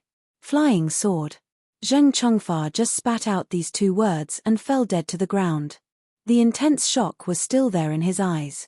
The flying sword still floated in the air with purple rays striking fear into people's hearts. The remaining 11 people were frozen on the spot.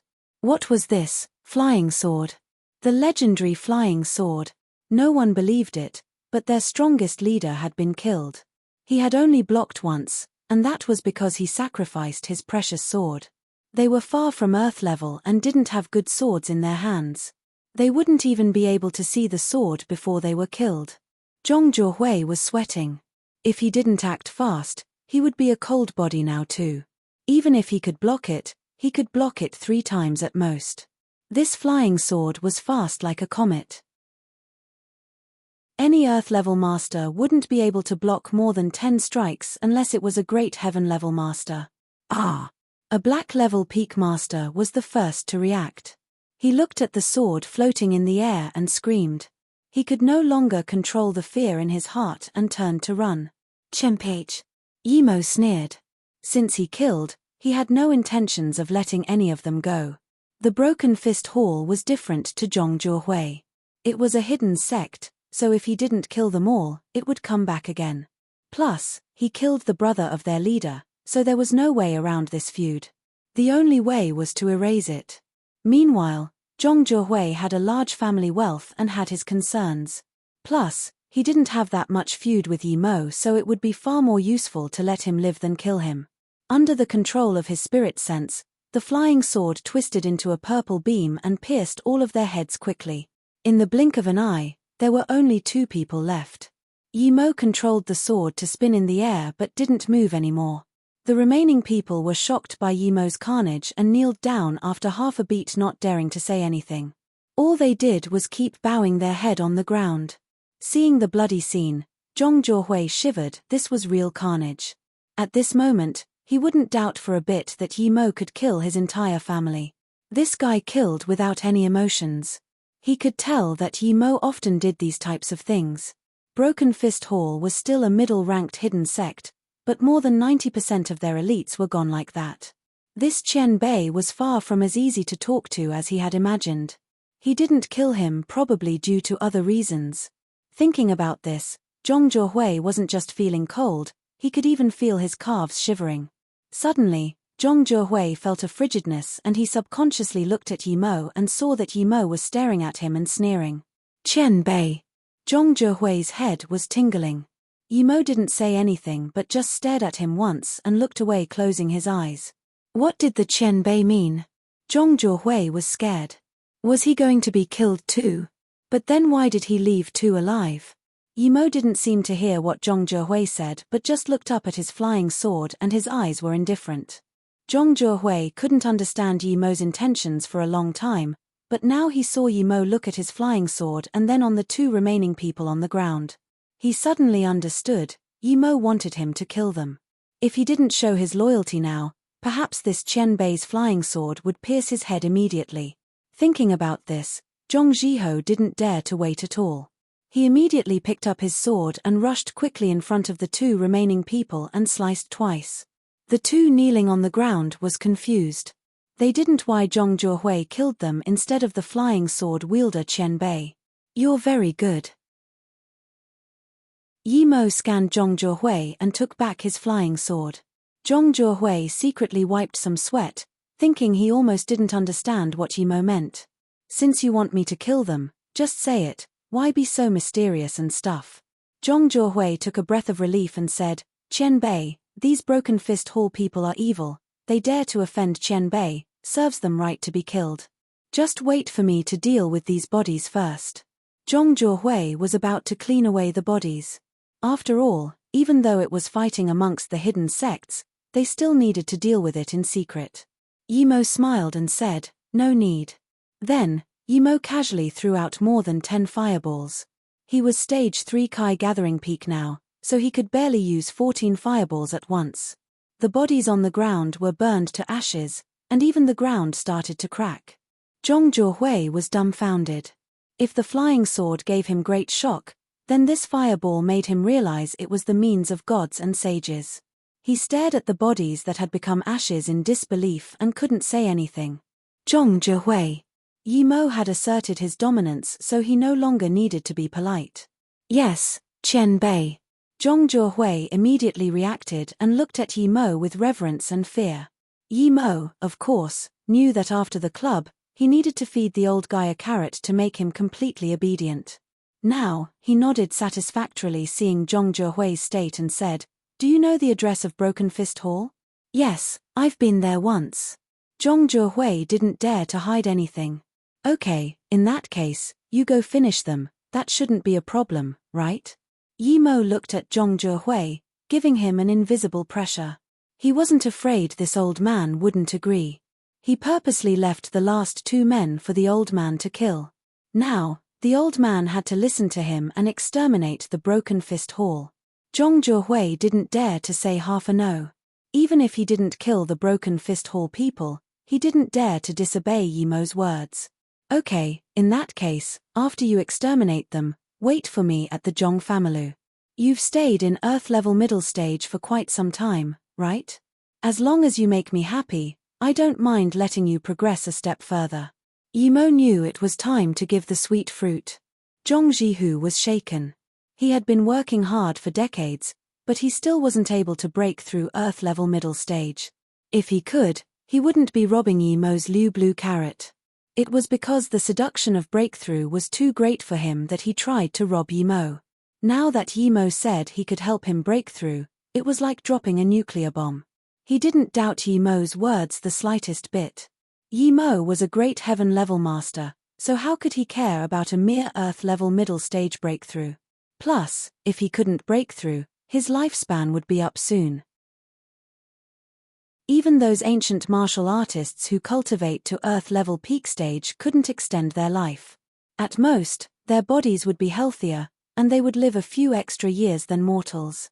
Only those who reach the legendary Great Heaven level could extend their life by 60 years immediately. However, if he couldn't even reach Earth-level tertiary stage, how could he even reach Great Heaven level? Yimo promised that he could reach Earth-level tertiary stage, and Zhong Jihu was willing to do anything even if he sold everything he had.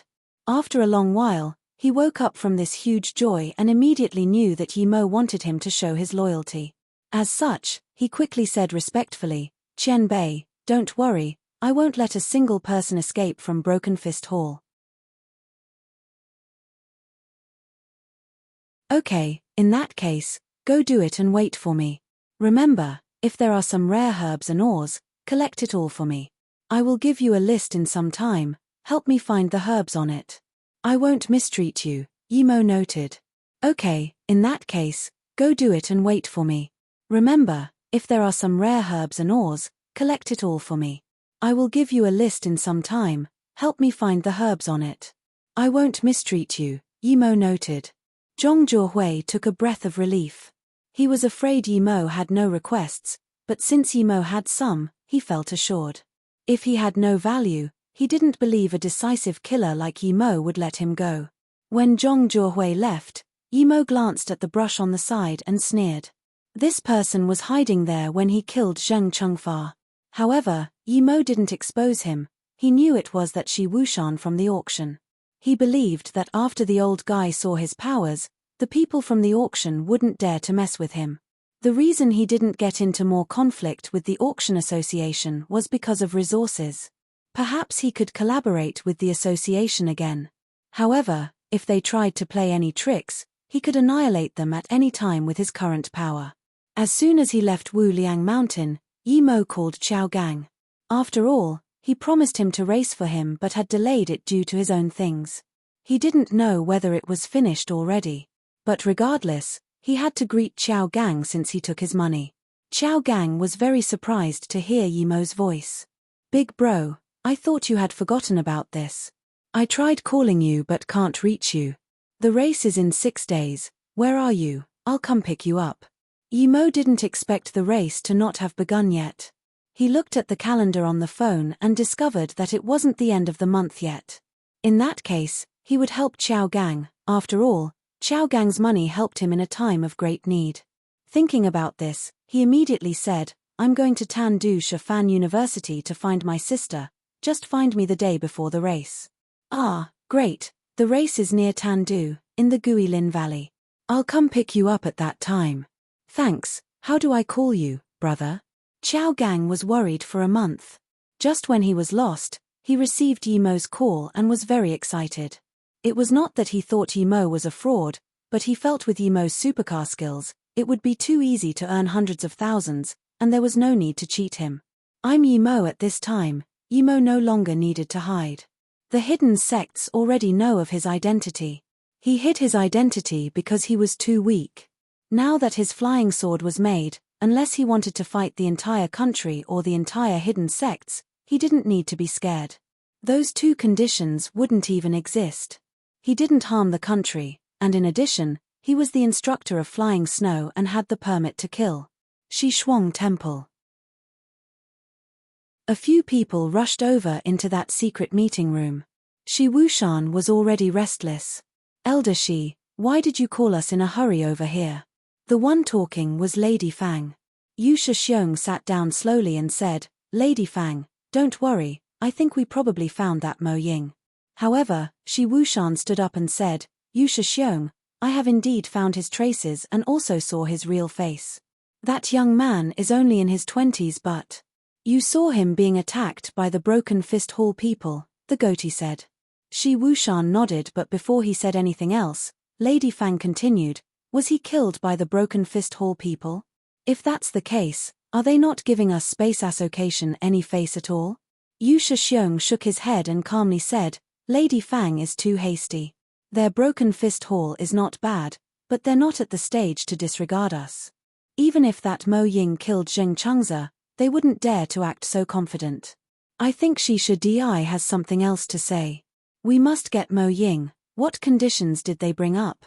Shi Wushan shook his head and said, Broken Fist Hall didn't say anything. That's impossible, even if they are giving us face, they will certainly still have some conditions. Yu Shixiong shook his head, he believed his judgment was right. Shi Wushan seriously said, it's not that they won't, but they can't. The 12 people who attacked Mo Ying including their leader Zheng Chengfa were all killed by Mo Ying. What? Yu Shixiong exclaimed as his cup fell to the ground. It splashed water, but he didn't notice it at all. After half a beat, he gasped and said, Zheng Chengfa is at the peak of Earth-level elementary stage and he has 11 good men. That young man can kill him. Was he pretending before? Shi Wushan heavily nodded. I think he might have been acting before. I clearly saw from the side that this person is very decisive in killing, and he is also merciless. He could actually kill Zheng Chengfa and 11 strong men's attack. Shisha Dai, what level is he? Yu Shixiong recovered from the shock and calmed down. Shi Wushan seriously said, I suspect he has reached Great Heaven level already. What? Not only Yu Shixiong was shocked again, but also Lady Fang and the goatee. Great Heaven level. Was Great Heaven level this easy? Ancient martial arts hadn't had a Great Heaven master in over a few centuries. Shisha Dai, did you see wrong? This Mo Ying once killed Lone Wolf, but it's too much to say his Great Heaven level. Yu Shixiong's face was getting more and more serious. Shi Wushan shook his head and said, I'm sure I saw it right. I was suspicious last time when he fell off the cliff. Even an Earth-level peak stage master would die if they fall from that cliff, but he even managed to survive unscathed. And, you know how many moves he used to kill Zheng Chengfa? You might not believe it, but he only used 2 moves. However, I feel that these 2 moves was only a single and very simple move. The remaining people were shocked into silence. Killing an Earth-level martial artist with 1 move, even an Earth-level peak stage couldn't do that. Then perhaps it was really possible that he was Great Heaven level. Seeing these few people with their mouth open in shock, Shi Wushan sighed. I saw it with my own eyes, otherwise I wouldn't believe it too. At that time, there was Zhong Zhuhui by his side, but he was also defeated by Mo Ying and he even surrendered to him. Do you know the weapon he used? He actually used a flying sword. You won't believe it, but he could actually command a flying sword. The speed of it was like a comet and even emitted light rays. Although Zheng Chengfa blocked that sword sliced apart his sword and then, the sword flew back and pierced Zheng Chengfa's heart from the back. I really can't describe that sword. Flying sword. The people in the room had turned to stone. Before, they still believed that the young man was really Great Heaven level, but now, after knowing that he could use a flying sword, there was certainly no doubt that he was at Great Heaven level. After a long while, Lady Fang murmured, he could use a flying sword. Is there really a Great Heaven level master? It's really. Shi Wushan sighed. That's not what shocked me the most. What stunned me was that he could throw out fireballs with his hand, and those 12 people were burnt to ashes. Yu Shixiong could no longer control the shock in his heart and sat down with a pale face.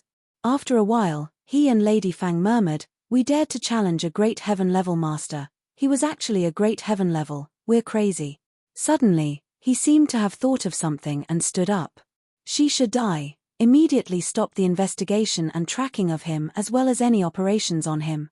We can't mess with someone like that. Shi Wushan bitterly smiled. It's too late. I'm sure he noticed me when I hid on the side, but he just stared at me and sneered. He didn't call out my name, but I'm certain he noticed me. He's that strong. Goatee sighed after a long while. Yu Shixiong sunk into a long silence before slowly saying, if he really wanted revenge against us, we have no way to stop him. Since he discovered Shisha Di and didn't point it out, it meant he has some other intentions or some place where he needs our help. Plus, we haven't really offended him yet. Zhong Zhuhui offended him that much, but he didn't kill him and instead took him under his wing. Perhaps we can be like Zhong Zhuhui too. Shixiong, you mean? Shi Wushan's eyes lit up. He couldn't say this analysis was wrong.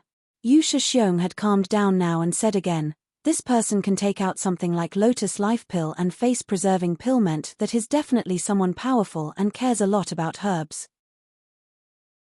The reason he didn't fight with us was not because he was scared of us, but because he wants to borrow us to do something for him just like Zhong Zhuhui.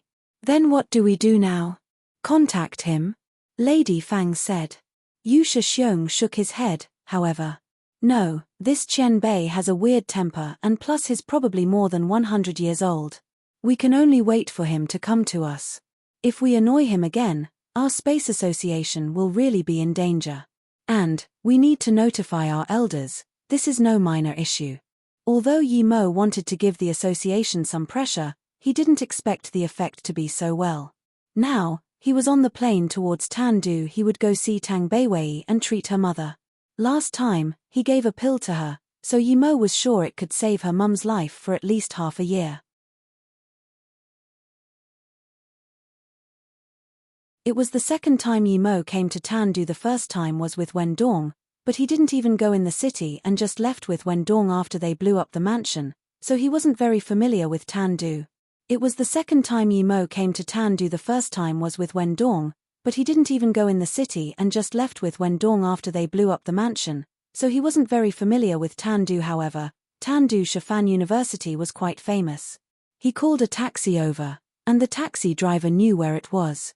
Yi Mo stood at the gate of the university watching the pairs of guys and girls. They either had their arms around each other or were holding hands. If he didn't know this was a university, he would have thought it was a place for wedding registration. He sighed. The students here seemed more open than Ninghai University students. However, he didn't really know that much about Ninghai University as he stayed in the library all day. Although there were a lot of students going in and out, Yi Mo seemed very spiritual and out of this world just by standing there. And due to cultivating for a long time, he had this ethereal temperament. Plus, his clothes were chosen by Yi Ling, which not only suited him but was also good brands. So immediately, he seemed to stand out amongst the students. Perhaps due to his out-of-this-world temperament, many students discussed about him.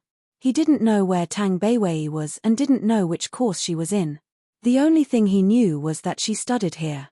He walked to the front door and stopped a girl with a few books and said very politely, "Hello, may I ask?" Before Yi Mo could finish, he saw the girl glare at him and say, "I don't know." "Don't know?" Yi Mo was confused. He didn't even say where he wanted to go. Who said only girls knew where the girls' dorms were? Yi Mo thought guys should know its whereabouts too. Why did he have to ask a girl? Yi Mo blamed himself for being too dumb, but this girl was too rude. He stepped aside and stopped the guy behind her. "Hey, do you know where the girls' dorms are?" Before the guy could reply, the girl just then immediately turned around and politely said, "Hey, sorry about just then, I know where the girls' dorms are, how about I take you there?" A minute ago, she told him she didn't know coldly, but now, she was full of smiles and offered to take him there. The change was too great. Yi Mo turned and looked at this girl and frowned. What was this? The guy Yi Mo asked saw this and quickly smiled and slipped away. This girl's change had aroused Yi Mo's suspicion. He started to study this girl. She seemed to be in her 20s and were more mature than most students. However, she was relatively pretty. Her skin was white, and her hair was shoulder length. Amidst her cold temperament, there was also arrogance. Her lips were rather thin, and it could be seen she was a little cold-hearted. This girl was weird. Yi Mo didn't want any trouble, so he said, "No need, you can just point a direction for me." The girl seemed to be bemused, but she quickly enthusiastically said, "No, I'll take you there. I'm afraid you won't be able to find the way if I just point a direction." But her cold temperature didn't match this hospitality. Before Yi Mo could talk, a bright red sports car stopped in front of him, and a handsome youth got off. This youth walked over and said to the girl in front of Yi Mo, "He Chi, I saw you from across the road, it's such a coincidence. Let's go, we'll go together." Yi Mo looked at this car. He had no knowledge about cars. Other than some really good cars, he knew nothing about it. He didn't even know what brand this car was. This He-Chi was suddenly about to grab Yimo's hand, but Yimo just swung his hand back and the girl missed. She looked at Yimo in surprise. There was no hint for her movement, but this guy could dodge it. However, she immediately began to feel uncomfortable. She was a pretty girl. Was he going to lose something if she grabbed his hand? If this guy didn't have such a temperament, she wouldn't even get help from him. Yimo had understood now and was filled with disgust towards this girl. He thought of Sumai. She was exactly the same like Sumai, wanting to use him to avoid this youth. There was actually such a woman. He didn't even know her, and she wasn't even willing to help him with the way, but now she wanted to use him. Yimo was not only disgusted but he also extremely detested this girl. If she helped him point the way, then perhaps he wouldn't mind helping her. However, this He-Chi not only wouldn't help him point the way, but she also wanted to use him to block a guy she didn't like. It was obvious this man driving the sports car was no ordinary person. If it was any other guy, they wouldn't have a good ending. It could be seen how heartless this woman was. Only thinking about herself and completely disregarding others. Yimo sneered. He didn't want to help this girl at all. "Hello, I'm Jong-hee." This youth took his hand and wanted to shake hands with Yimo. His mannerism was elegant and seemed very polite. However, Yimo's spirit sense scanned a small prick on this youth's ring, and a blue light flashed very quick. This prick was very small. If he shook hands with him, the needle would pierce into his hand. Such a malicious guy, this pair of animals. The youth smiled so amicably but was so malicious. He didn't even know who he was or who Yimo was to this girl and wanted to attack him. Although Yimo didn't know if the tip was poisoned, he knew this needle wasn't a simple thing. Yimo casually hit out a strand of kai into the palm of the youth and coldly looked at the youth. Not interested. Then he turned and left. This youth saw that Yimo didn't even want to shake hands with him and his eyes immediately went cold. He didn't believe anyone would see the prick on his ring because it was extremely small. "Wait for me." The girl saw Yimo ignore the youth and turned to leave. She was surprised but immediately reacted and chased towards Yimo. "Piss off." Yimo stopped and said without remorse. Not only the girl was shocked, but so was all the students around the school. Someone actually told Princess Chi to piss off. Was this guy drunk? This girl was also shocked. It was the first time she was told to piss off. However, she reacted real quick and immediately said, "I have nothing to do with Jong-hee, don't misunderstand me." Then, she charged up and attempted to grab Yimo's sleeve. Jong-hee was extremely furious. The girl he liked said she had nothing with him in front of him to explain to another guy. Yimo was so angry he laughed instead. He was just asking for the way and asked out such a problem. He pulled the girl's hand away then looked coldly and said, "You have nothing with him just because you say so? I don't think a woman like you would have nothing with anyone. I'm not interested in a woman like you the slightest bit. Don't pester me or don't blame me for what happens next." The girl was shocked. She didn't expect there would be such a person like Yimo, ignoring her beauty like it was nothing. In her view, it would be the guy's honor that she used him for a shield, but this guy was completely different. She couldn't accept this at all. She was arrogant and had nothing with the Jong-hee, but this male student said such words. At this moment, she calmed herself and looked at Yimo. Other than a different temperament, this student had a handsome face with distinctive features as well as this out-of-this-world temperament making her forget to rebuke Yimo's words. Beiwei, Yimo's spirit sense scanned a girl walking to a classroom with her head low. It was obviously Tang Beiwei. At this moment, he had no mood to waste time with this woman so he took a few steps over. When the girl reacted, Yimo was already tens of meters away. He-Chi was stunned. She didn't even see how Yimo left, all that remained was a back figure. She rubbed her eyes. Did she see wrong? However, Jong-hee put down the phone and sneered at Yimo's back. He originally only planned on making Yimo suffer a little, but he was really pissed now. "Beiwei, what's wrong?" Yimo saw Tang Beiwei didn't go in the classroom but cry in a dark corner. Tang Beiwei suddenly heard Yimo's voice and drastically looked up. She was dazed for a moment before calling out, "Big brother." She ran into Yimo's arms and started crying. Yimo grabbed the necklace on Tang Beiwei's chest and his face sunk. It was obviously activated before, meaning that somebody had attacked her. He patted Tang Beiwei's shoulder and said, "Beiwei, what happened? Why are you so skinny? Did someone attack you as well?" Tang Beiwei took a breath of relief and rubbed her eyes. Then she looked up at Yimo and said, "Big brother, I thought I wouldn't be able to see you again. I couldn't reach your phone. Don't rush, talk slowly. You still haven't eaten dinner, right? Let's go, we'll talk as we eat dinner." Yimo helped Tang Beiwei wipe her tears and comforted her. You're tuning in to the Celestial War YouTube channel. Don't forget to subscribe and join us on this journey to catch the most captivating stories.